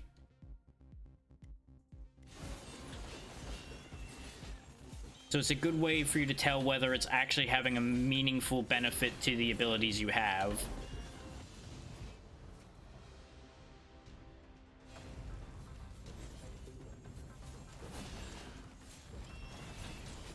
From the Lords of the Void.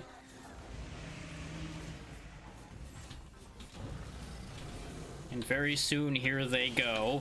There's the ambushes coming in now. Get shredded.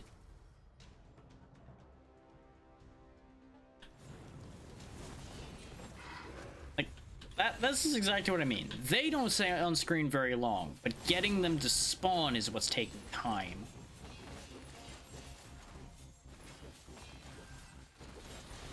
Theoretically, we'll manage to make the 8-minute mark as long as I keep this pace. But we're going to be getting harder targets. So I feel like we're actually going to get slowed down by that. There's a 45 for one ability or a 15% for everything. But this one ability is doing most of the work to begin with. There we go. Multicast for a bunch of my things. I am starting to die now, though, which is a problem. But just look at the constant array of attacks coming out. This is what happens when you start building up so much finesse on top of having a bunch of decent multicast bonuses going. You can just keep the swords going constantly. And technically, in my experience, the rogue's not actually the best one for doing this trick that I've been doing here. Which isn't really even much of a trick. It's just leverage buff and do stupid things. And we'd be dead right now, by the way, if it weren't for the resilient bonus we're getting on top of every finesse stack, just about. Because that armor has kept us from dying. Yep, we are not making the timer because we got stalled out hard by these guys being stronger. I definitely made a fairly significant error somewhere in terms of killing through these as fast as possible. Which is interesting because I've done a very similar setup to this on a higher difficulty and shredded through super fast. So a miscalculation definitely occurred somewhere. I just don't know where.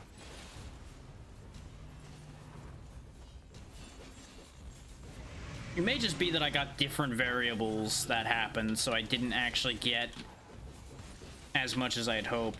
And it may even be the fact that I have Smoke Bomb instead of a sixth actual attacking move as well. Despite the benefit Smoke Bomb is giving our bread and butter attacks. It's also covering up all of the enemy attacks, which is actually causing a problem too. Because I can't see where their attacks are through all the purple.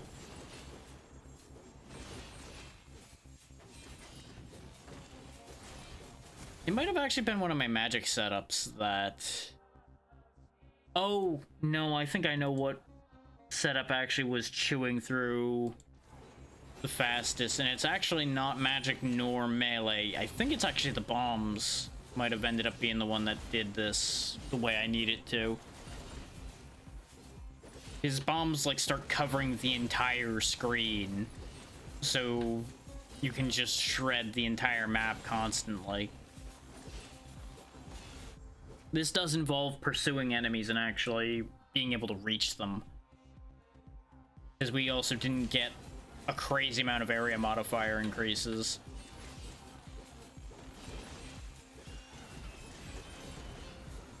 That said, this could be an easy way for us to get Overlord for level 3 if I want to do it that way. Feels a little bit like a cop-out going back down to basically Curse 0 to do it, but we're already here, so, you know. It's an option. There is also a world, though, in which having multiple curses active makes us gain experience faster, which makes us scale faster, which might actually make it end quicker. You know, there might be a sweet spot as far as that goes. That is a possibility.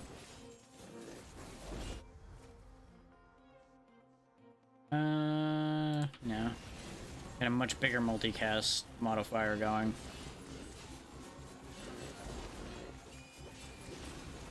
Because if I just have a giant field of smoke, I don't really need to worry about casting smoke bomb faster.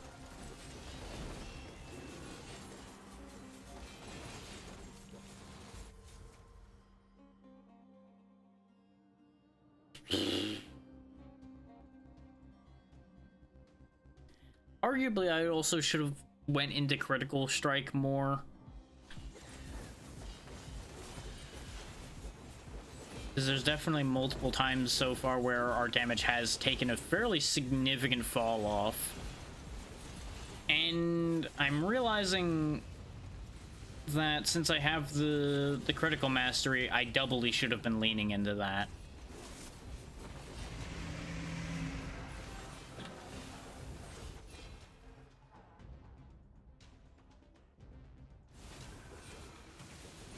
Which it's too late to fix it for the main point of this idea right now.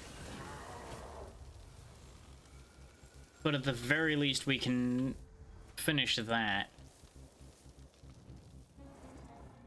You'll notice we're only 2 minutes off. But I am going to pull him out of here because he's not accomplishing what I wanted.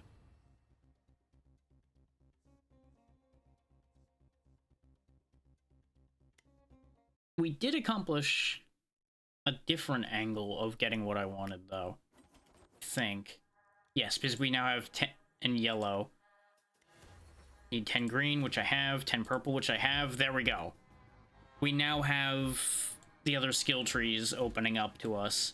We now have so many options to spend our stuff on. Which gives each of the characters unique abilities. Which is why I was trying so hard to get to them. But you'll notice we don't have all of them open, because you have to get to level 20. I think. Oh no, you earn skill points. Okay, yeah, it's everything after 20. Yeah, okay. But now we have more options that are... Ooh, temporary powers based on doing assignments. Now the thing is, do these only affect the assassin? Like, obviously this one specifically says the assassin may now receive. But do these affect everybody? Because if they do, this is ridiculous. I also have so many minor soulstones because you build them up constantly, and I got so log jammed for so long.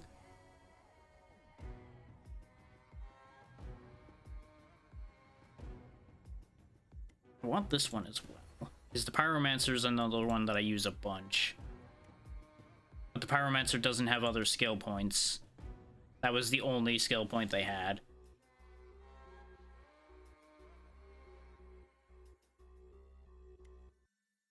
Spellblade's another one I do use a bit too. Yeah, see, these are specific to that effect for the most part, so I would assume these are all Spellblade specific. But this one's a general move speed thing, so I feel like that's a global effect. Free Bulwark. We'll be able to tell, because if our characters are moving faster than expected, then we know. Ooh. May now leech chaotic energy off fallen foes and offer their corruption to the chaos gods in exchange for random temporary powers. Sure! And more area modifier. Why not? I have lots of blue crystals. Potency of dark blessings. Chance enemies will drop chaos energy. There goes all our skill points. That's fine. Speaking of, go ahead and cap that off. Get us a bunch more cast frequency straight up.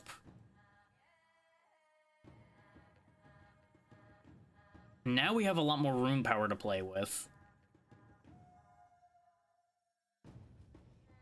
The problem is we have more rune power, but we don't actually have... Ooh. You can just have everything. That's ridiculous. And it's a double-edged sword, though. It's ridiculous in that you have a ton of options, but that is such a polluted pool. So if you're looking for something specific, you're shooting yourself in the foot by picking this, because you're never going to see what you're looking for unless you go into skill affinity as well, at which point, what was the point to doing that? But it may be worth our while to have focus fire instead of critical mastery. Actually, no, I can have both. I misread which way the meter was going. So now we straight have 30% more damage on everything the assassin is doing, in addition to the bonuses we just got for the assassin.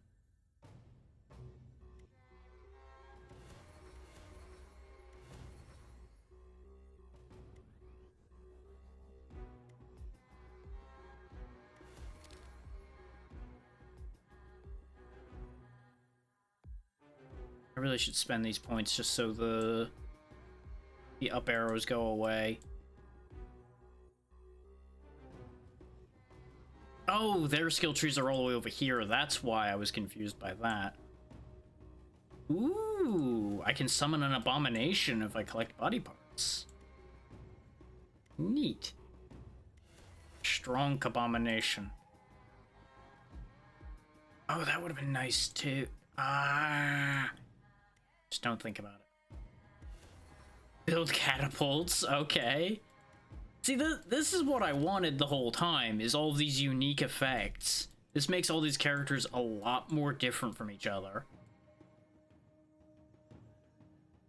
It's kind of wild that you have to follow the line all the way up there. I did wonder what these lines were, admittedly.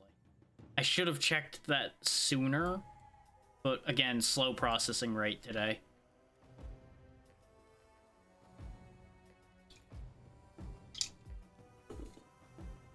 And that's with an energy drink in my system, by the way. So imagine if I didn't have that. Imagine how slow I'd be right now if I didn't. Ooh, that would be bad.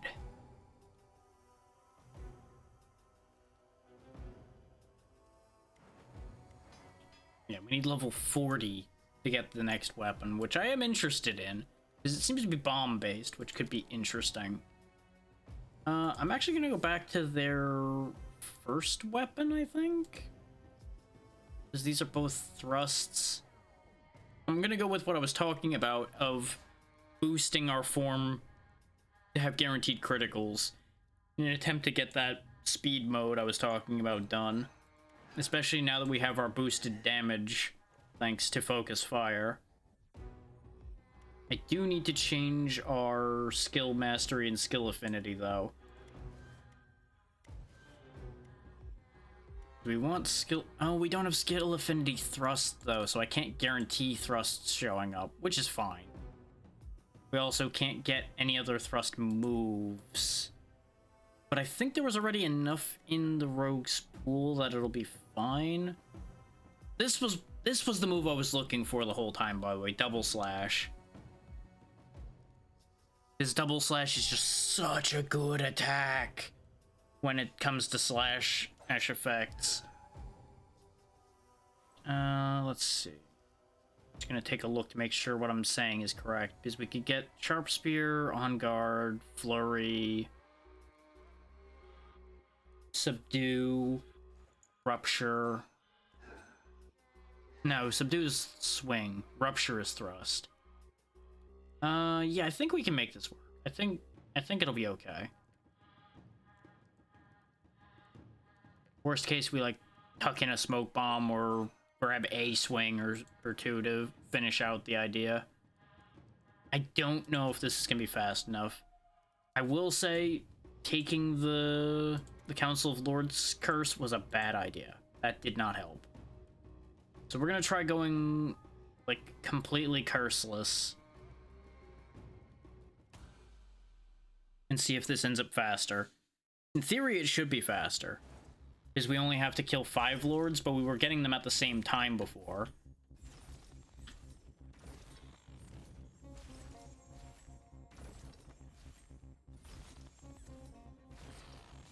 But since we were getting double the count for getting double the targets, I feel like it doesn't actually help in any real respect. Reduce time between assignments. That is another thing, is I guess it's gonna start polluting the pool with effects particularly tied to our power bonus. I should have kept the critical damage one in hindsight, since we're trying to get our crit chance up. Not having critical damage might shoot that in the foot. We'll find out. Now we're never gonna see a thrust move. Hey, look, there's double slash, which I could still take. It's like I was saying, I don't think there's enough thrust to go around. So let's grab that anyway, because it'll give us the finesse we're gonna need to make things go really silly. Because if you do enough with double slash and some of the other slash moves, you literally just have a blender running in front of you who constantly, and nothing can go near you. I'm gonna lock this and take brutal strikes right now, but I want lethal celerity. This is gonna get our move speed through the roof, and I don't need that for what we're doing, but I want to show it off because it'll be really funny. I could have locked it again because I was debating the cast frequency thing. I also could have just locked the cast frequency. I need to use my locks more often. But I don't have that many times where I want two of the things that show up. Just quick strike for more thrusts.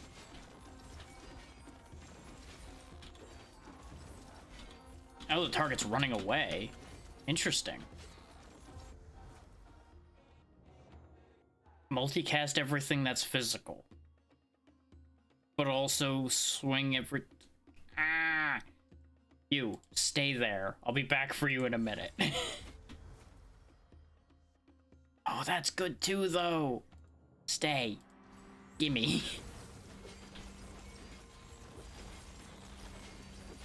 Game's spoiling me. I don't know what to do with that. Oh, wow. Wait. All attacks are considered from the back, so ambush on both of these kicks in, which isn't huge because these are mostly bleed related instead of doing straight more damage. But we have 20% more damage, 10% more crit chance, 13%. Oh, grants you the following bonus. Yeah, so we have 40 seconds of that bonus going. Okay. That's ridiculous. There's on guard. You'll notice, by the way, that locking a skill when the active skills come up actually messes with this. So rather than taking this right now, I'm actually still going to take the area modifier to balance out the focus fire's area debuff, because we need to be able to hit multiple targets. Because right now we are like a bulldozer, but we are a focused forward bulldozer. As a bulldozer would be, so you know, some of these sentences that are coming out today, I don't know what the hell I'm talking about. Just talking out of my ass is what I'm doing. But everything we touch dies. You'll notice we're passing 100% crit chance sometimes. There's multicast thrust, though the 15% cast frequency might have been the better choice. Because we're killing everything we're touching, so multicasting might not actually be that effective. I'm not certain on that one. There's Flurry. Though we're already getting enough form, so I don't really know if we need Flurry, but... it is another thrust move.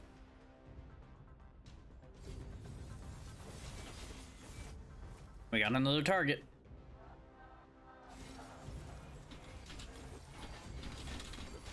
I'm just not sure how beneficial chasing down these targets is for our current goal, is the other question mark. I feel like since we're derailing from what we're doing and going chasing after him, it may actually be contradicting our intentions.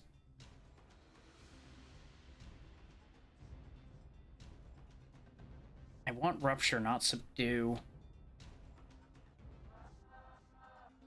Which is also why I'm not re-rolling per se, because I was holding on to On Guard as a fallback, basically.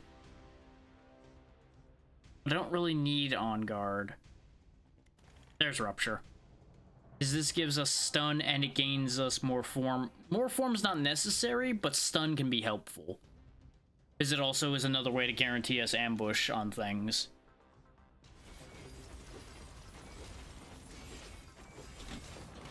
Notice we just touched him and he exploded. This is the kind of damage we're doing right now.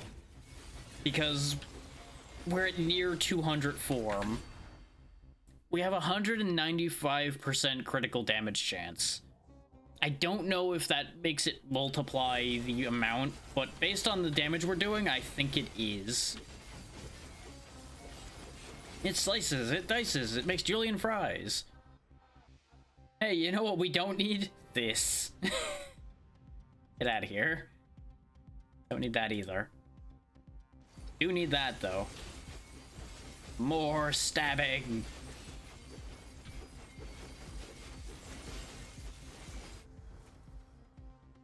We're good. We don't need anything else now. Sure. Reduce time between assignments so I can get more assignments to get more buffs to shred harder.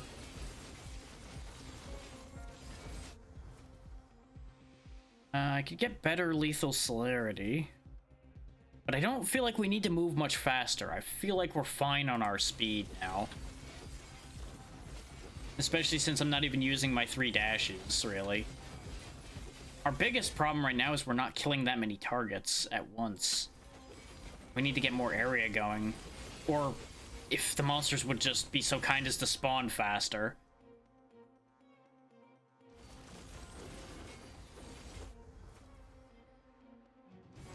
There we go, bigger area effect on all that.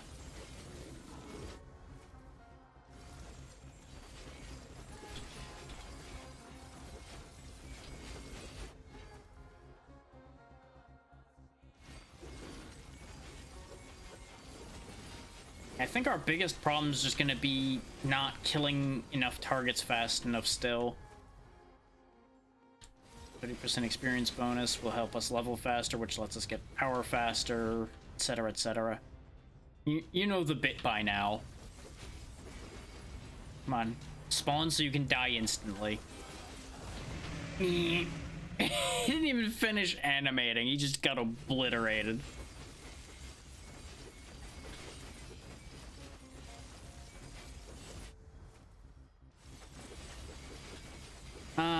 This is what makes games like this satisfying sometimes, is just becoming so absurd like this. Like, the game cannot animate to keep up with what I'm doing. It's physically impossible for the game's animations to handle what I'm doing.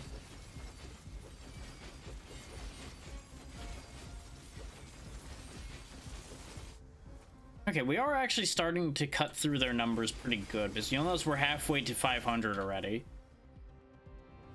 There we go. Every time you get haste, you get finesse. That's what I really need. Give me the spam cannon. What I really would want actually would be swiftness, because that increases our cast frequency, but multicast at this point's fine. 2% finesse, yes please. You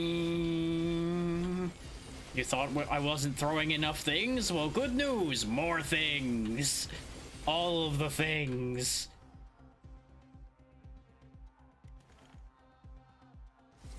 All of the things.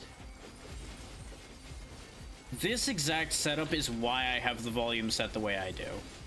Because if it was any louder, I wouldn't be able to hear myself think. At all. Like, audio would cease being a functional concept with the amount of attacks going off constantly. But I think we're still going too slow. Which is ridiculous to think of when we literally just devastate a boss the second it spawns. But it's again a case of we are not clearing the chaff mobs fast enough.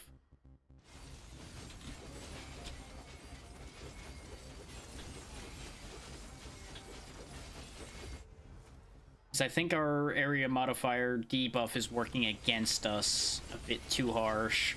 And I haven't gotten enough area modifier increases to balance it out. There's still a decent chance we'll pull this off, because we've got 2.5 minutes to kill 2 more lords.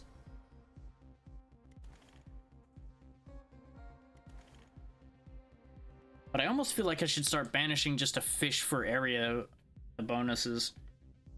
But I can't anymore because I ran out of banishes and I ran out of rerolls. So the good news is they do start spawning faster as you get further along, as you're seeing here. So as long as they spawn faster, we can shred through them fast enough just fine. They just need to spawn fast enough for it to work.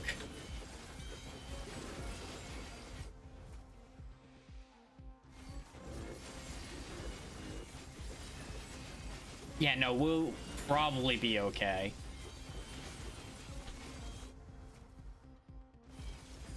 I know I should have grabbed the area modifier, but the legendary effect was too tempting. Come here, you. Give me the power boost. Come on, finish spawning. Finish spawning so you can die. Come on. Come at me, bro. Wham.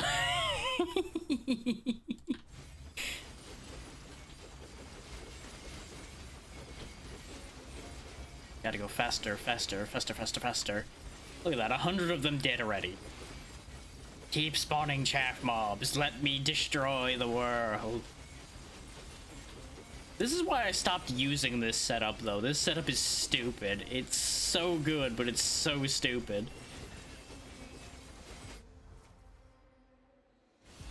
But if you want things destroyed, just watch those buffs go burr. Like, we're almost at 300 form now.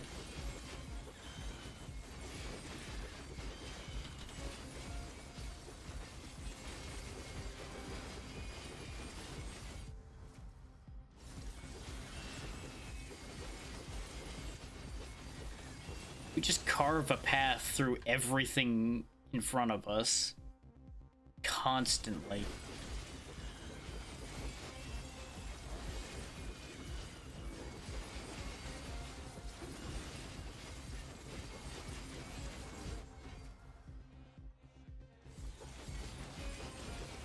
Like, if you ever want to just indulge in a pure power fantasy involving flailing sharp objects constantly, here you go.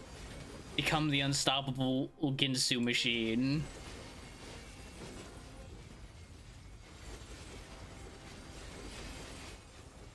Oh, it's gonna be close because it's gonna take him long enough to goddamn spawn. There we go. Complete a match in less than 8 minutes. And now all of our power is gone because there's nothing to attack. We've suddenly become mortal again. You know what? I'm gonna see how far this rabbit hole can go. I may as well double dip while I'm here.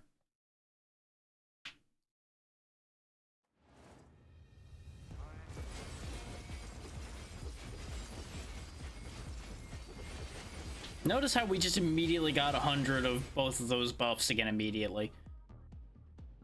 That's a lot of Sinister Strike. Considering it's already got a over 100 in multicast chance. Yes. 240% multicast on just that ability alone. And I think that's not counting the... no, that is, I think, counting the finesse stacks. Because I know I didn't get that many multicast bonuses for everything.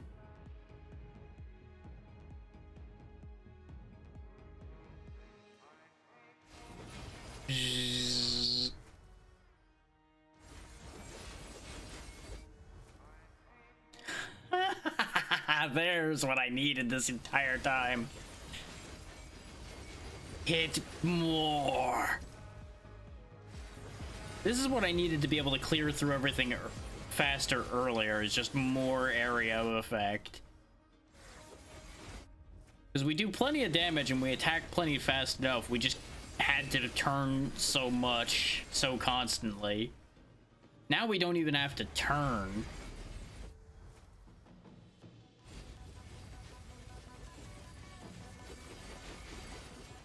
Come on out and die.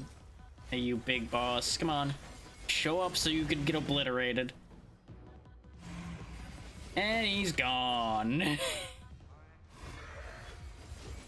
Just so people also get to see the difference between when you have a lot of curses active and when you don't.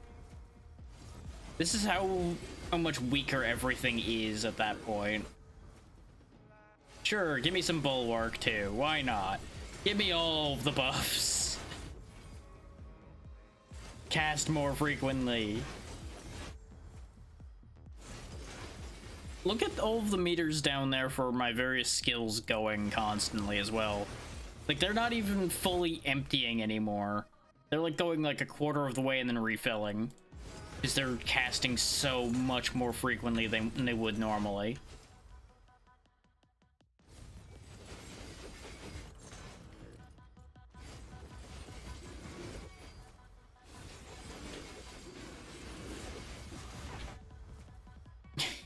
Her health bar didn't even finish filling. We have 100% cast frequency increased.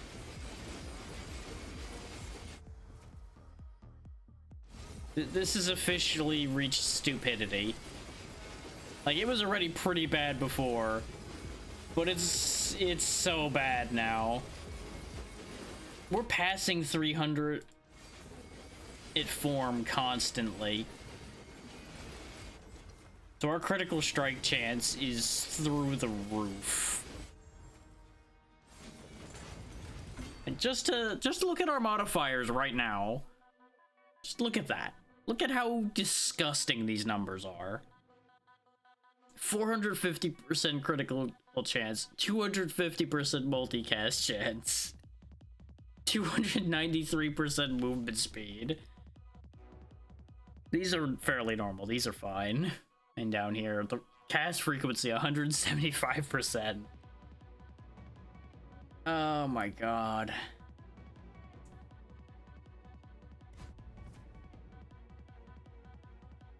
But how about more multicast chance?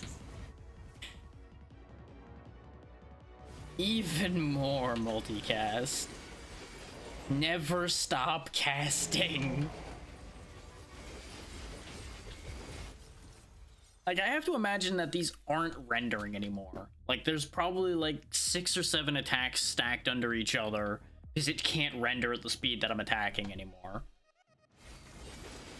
Like, it's just physically impossible for it to render that much at once.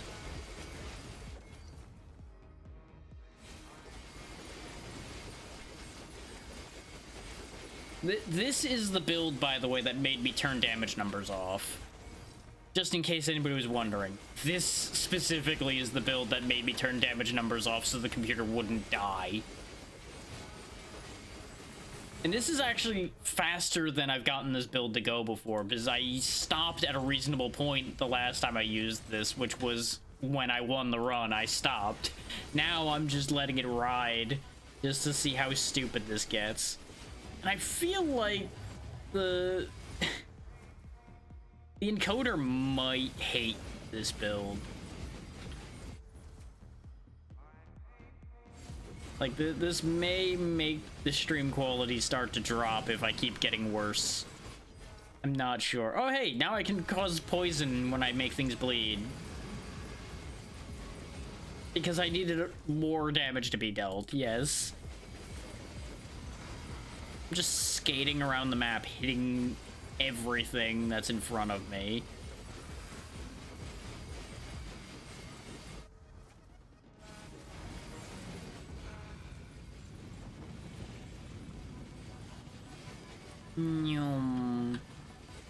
There is no escape from the Ginsu blades. Bye.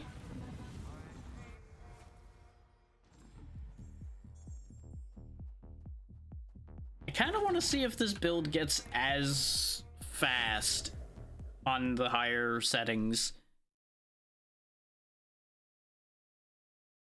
Because I feel like it'll just get snuffed out a lot sooner and it doesn't get to this point. But I've not really used him on higher curse levels that much. At least not with this setup. I've usually used the slash one on the higher curse levels.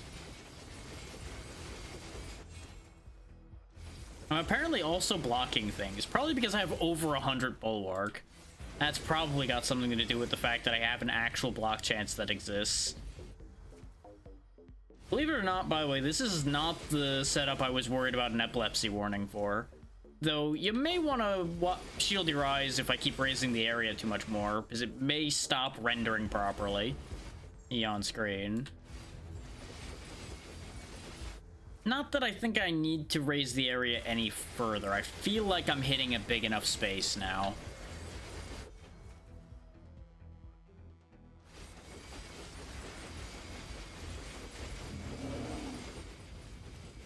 I feel like I've done all I need to do here.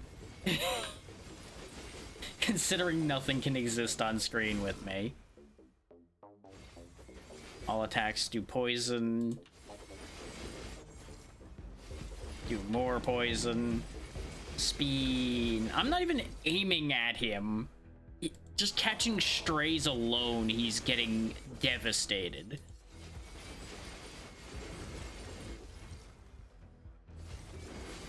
Let's just take stock of our buffs again, shall we? 544% critical chance.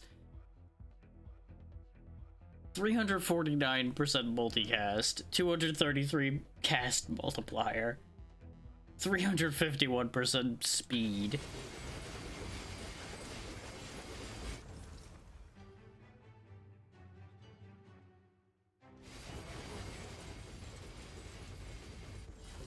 And I can just keep going higher and higher.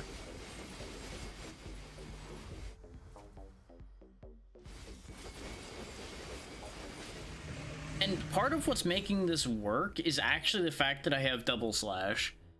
Is what's happening is the million thrusts that are going out are probably constantly proccing the chain to make double slash happen as well. So that's why our finesse and bulwark are going insane. Note that this is the only ability giving us finesse and bulwark. So in order for us to have hundreds upon hundreds of stacks of that, this attack has to be going off a stupid amount. That's what's causing the feedback loop that's making this setup go off so hard. Is because the finesse is feeding all of the other moves, which is feeding dual slash, which is then feeding back into the thrusts going off more. This is the end result of synergy. Synergy has made this happen.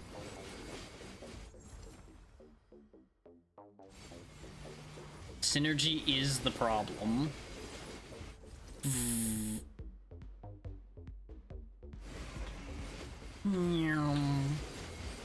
Was there a boss there? All I saw was a speed bump.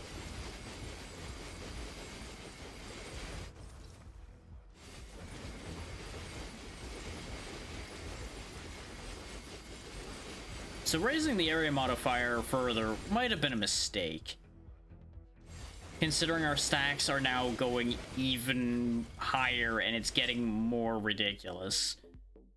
I'm going to avoid getting the boosted haste for the simple reason of I think he's going to become uncontrollably fast at that point, and I don't think I can deal with that.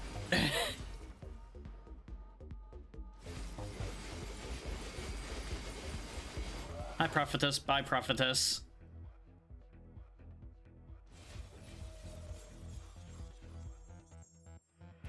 Jesus Christ.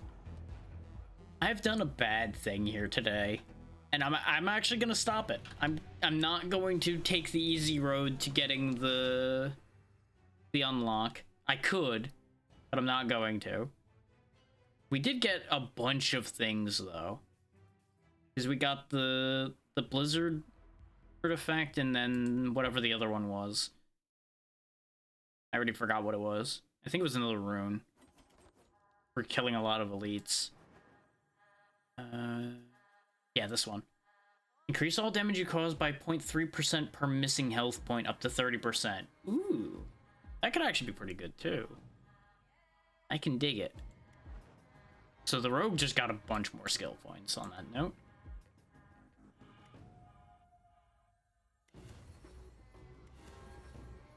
Let's give us a bunch of bonuses. There we go. Unlocks the following rune, Glass Cannon. Reduce health by 70%, but increase damage by 40%. Yes?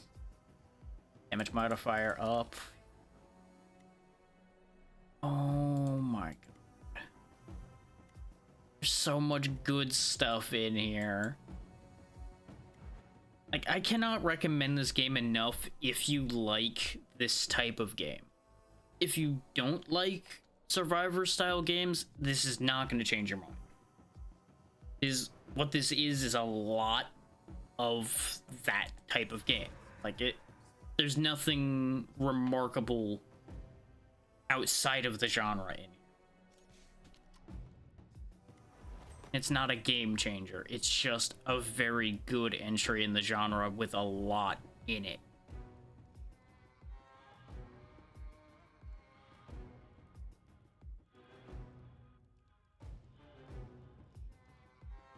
Yeah, I need to do tier 4 curses on Scorching Valley for another rune point. So, honestly, having 5 runic strength is already giving us a lot more power than we had before to work with. Like, that is going to make significant differences.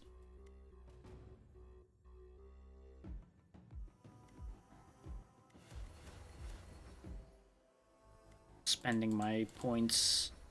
There we go. Yes, everybody has spent all their points now. Okay. We haven't done a magic run yet. So I'll probably do a magic run, and that'll probably do it for today. I'm not gonna do a bomb run, because bomb run gets way out of hand. More so than what I've already been doing. Crazy concept, I know, that things could get more out of hand than they already were. Let's see. I don't actually want you to have center of attention. Sure-footed is good. I could start you with focus fire. But I'm actually gonna... Actually, you know what? Fuck it. Focus fire and glass cannon. Let's just go with obscene damage. Skill mastery. Do I want any of these? We are missing a couple arcane moves.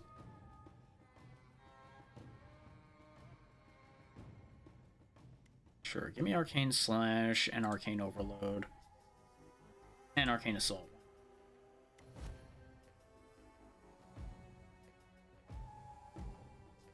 Or I could go really silly and go Omnipotent and just have everything show up, potentially. But I feel like that's a bad idea. Do we have... No. I keep forgetting I don't have skill affinity like anything. Skill inclination, you need level 60.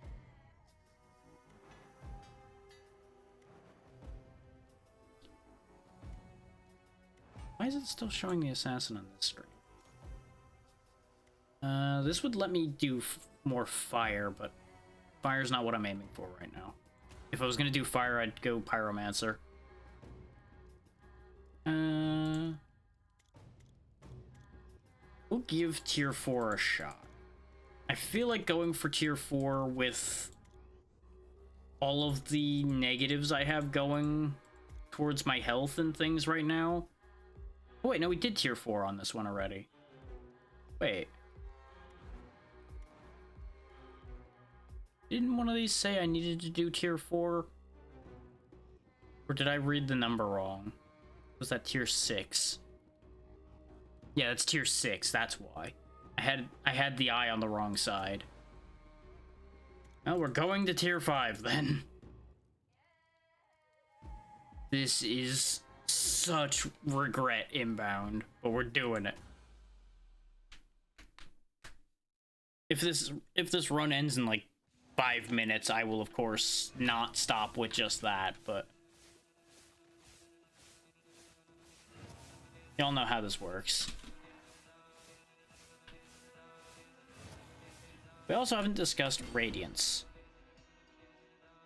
Radiance just makes beams of energy happen every few stacks, and Brittle, which is the other thing this does, makes them all take more damage. Very simple effects. And there's the Radiance beam.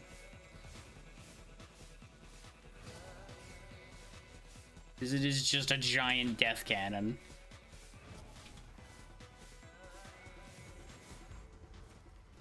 Let's see. Don't need that. I'm gonna take the 15% cast speed, honestly. That's just a really good bonus to have early on. Let's see. I could start throwing Fragility around. Arcane Overload was something I wanted. In fact, yeah, let's just go all in on stacking Radiance and just shoop-de-whoop the world. That seems like a plan, and to have. Maximum shoop. Nothing can withstand my beam spam.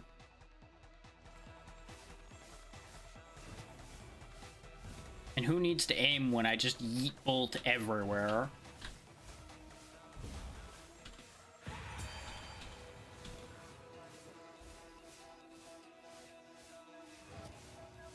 Like, there's just something very entertaining to me about a mage just running by, holding his staff up into the air, and shots just going. Like, I don't know where I'm throwing these, they're just going. They're going somewhere. Watch your head. If you don't want to get blasted, just watch your head. Somebody get a magic umbrella. Sure, Arcane Disc will be good. Just throw the ball of pain out there. Wow, I nearly died instantly. What do you know? It's almost like I have no health. Oh, there went one life. It's almost like I knew this was going to be a problem or something. You know, sometimes I actually think these things through. And then there's times like right now, which I really didn't think this through at all, but it sounded funny in my head. And I think if I play this smart enough, I can probably make this work. Will I play this smart enough? Probably not fast enough to not die. Considering I'm needing to dodge spam when there's just basic enemies.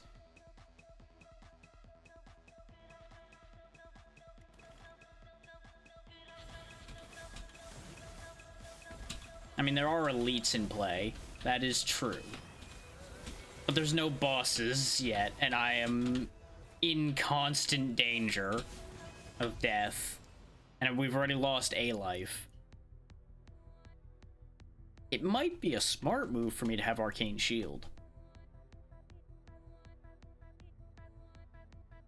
I say as I consider other options. See, Arcane Shield doesn't give us more Radiance, so I can't shoot harder. Arcane Assault, though, gives us more Radiance. I say as I lose another of my lives, so I only have my primary body left, and I just now realized my max health is like 20. So that might be a problem when 4 bosses spawn and I can't move fast enough. So, yeah, maybe that was a bad idea. Maybe the glass cannon plan was, not great. Maybe that wasn't the one.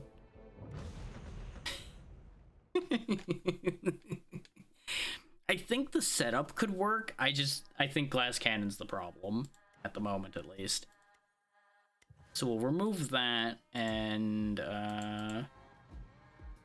we did have sure-footed already, but we'll take Dash Mastery so we can make up for our terrible speed. And we'll try that again. Curse 5 is terrifying. But, you know, we'll make the best of it.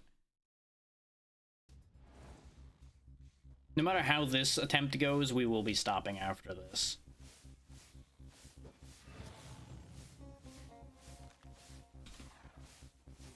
Because even with the energy drink, I'm feeling the fatigue coursing through me even after only 3 hours.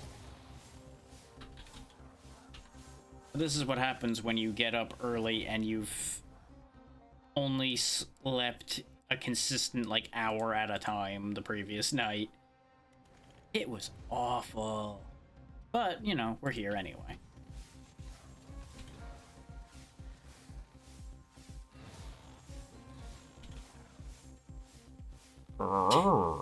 Hey, the Doom.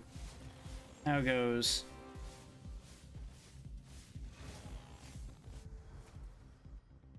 None of these give me radiance. I'm committing to the bit, even though it's a bad idea.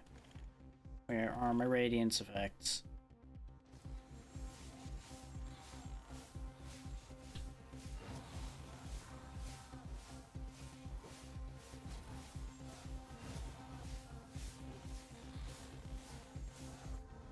Let's see. Arcane Slash go up.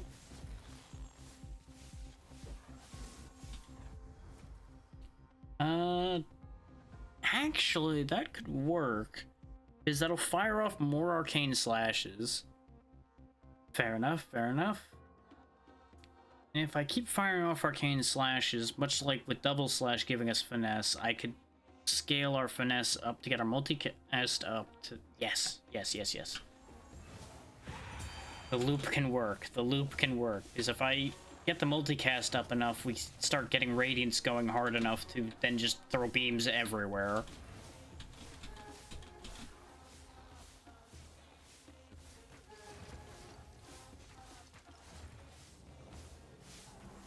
Let's see.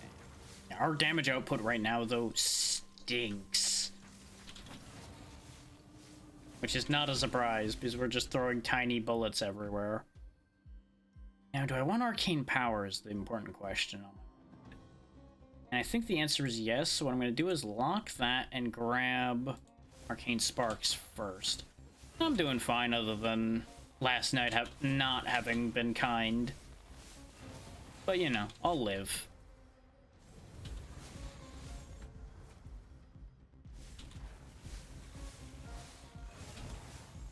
Still able to keep on doing what I do, so that's the important part.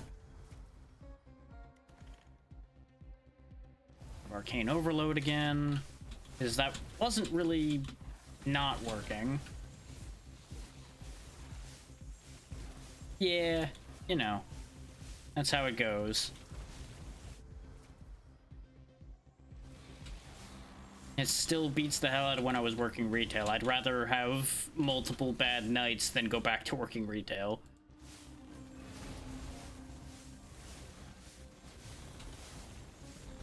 There we go. Look at the death fountain go. That's exactly what I wanted. We're keeping exactly what we have here, because that is perfect. Don't need that. Don't need that. Debatably, we might need that, so I'll hold that for the moment.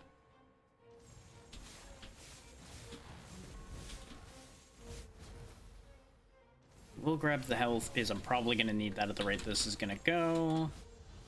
Here come the bosses, which is exactly what I needed the health for, because I feel like they're going to destroy me unless I can kill them very quickly. Which, with our current damage output, highly unlikely.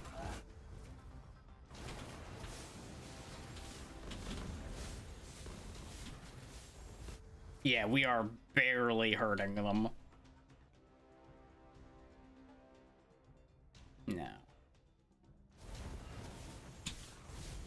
This is a good meme, and it probably would be effective on a lower curse difficulty level. But I don't think it's working here. Or at the very least, it's going to take more setup, probably, to really start working. Because our problem is we don't have a lot of range other than the beam itself going off. A lot of our attacks are just in the air. We are keeping things cleared around us pretty good, though. There's that.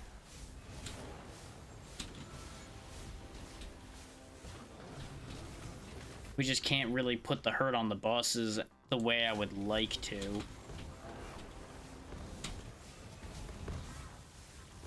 You know, it's certainly no Ginsu Blade 8 Assassin we had moments ago. But then again, not many things achieve that level of ridiculousness. Especially not on High Curse. At least, not that I've found so far. Ow, laser. Ow, laser. Look at how many just random orbs I'm just chucking whenever it really starts going off. It's really hoping to finish Chaosbringer off. There we go. One down. Like, I'll be happy enough if we could just beat this set of them. Because that'll be 4 red crystals for us, which will be nice. But it's not looking good. I need to get rid of Tiagro, because he is actually, for once, proving to be a threat. Because he's so damn well protected that he can get his beam off a lot more often.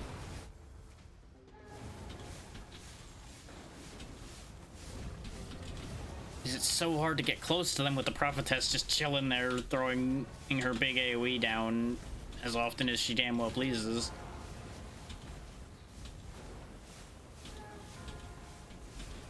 And I jumped right back into the beam again, because I keep forgetting I only have 2 dashes.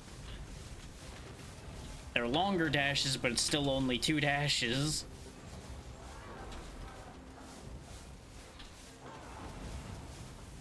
Come on. I don't care if I die, I would just want to take them with me.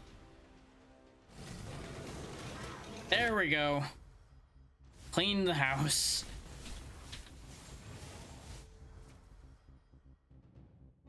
Okay, so that's all of them dealt with.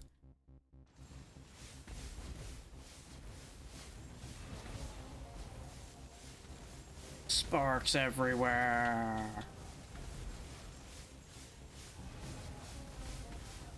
Yeah, I don't think we're gonna do that again, but we at least did 1 set of them. I can say with pride that I got through 1 set of 4 bosses simultaneously with this idiotic build that's going here.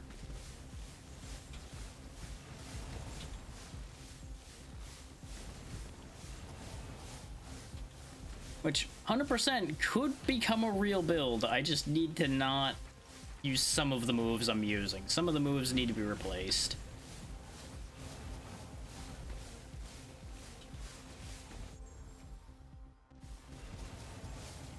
As hilarious as the fountain move I'm doing here is, which is Arcane Overload, I think, it's not exactly efficient. So it could get there. There's a chance it could become something great. I should actually see what moves are doing what. No, never mind. Arcane Overload is my best damage, which I guess since it's hitting the everything, it kind of works itself out that way. It's just not a boss killing move.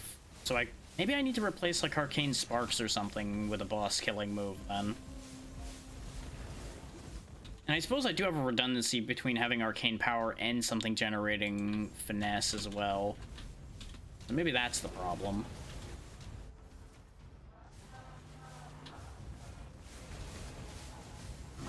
It's certainly possible. They all have 1,000,000 health. Well, that's just a shame for me now, isn't it? Oh, and it's like all things that are bad for me too. Oh no. Because the Prophetess is back, the Plague Bearer's here, Fire is here, the Fallen King. Oh, this is all just bad times. Yep, there it is. They finally hit me in amongst all of that. And then I get just ejected into a tree. Still, that got level 20 for the Weaver, which gets us Arcane Orb. As well as getting us the next weapon for them and everything. That's good enough for me.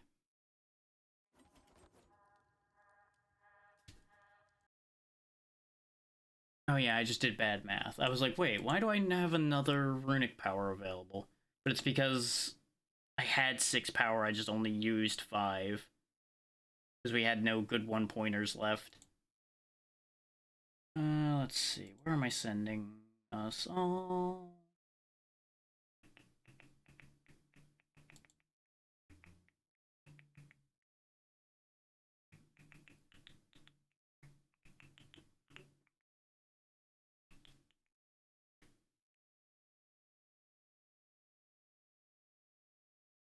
So they finished already or they haven't started yet? I'm not sure.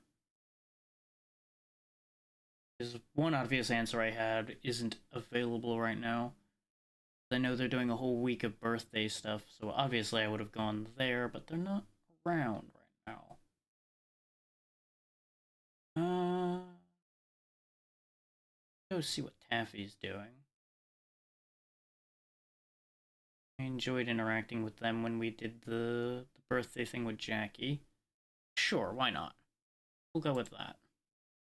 I'm not super into Overwatch, but I'm always inclined to send people around to people I've had good interactions with. So we'll roll with that idea. I don't want to sit here and toy around with that idea for God knows how long.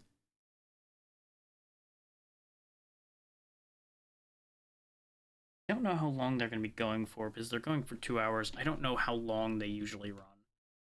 But sure, why not? We'll give it a go. Worst case, it doesn't work out. It's fine. Let's see. Schedule upcoming. There's a chance tomorrow's Enshrouded won't play out because, has a couple things going on. She said she'll let me know in the morning tomorrow. So, there won't be a lot of warning if that ends up changing.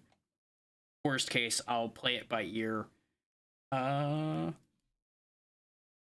Crab's Treasure, I think it was called, came out today, and I almost replaced today with that, but I didn't feel up to playing a Souls-like. So if Enshrouded doesn't work out tomorrow, I may do that for a bit.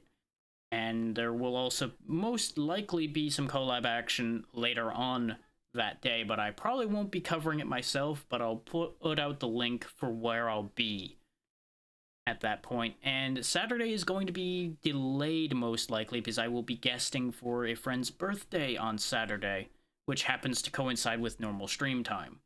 So expect links to be distributed for that too. And other than that, thank you all for taking the time to be here, and I'll see you tomorrow doing something. Bye.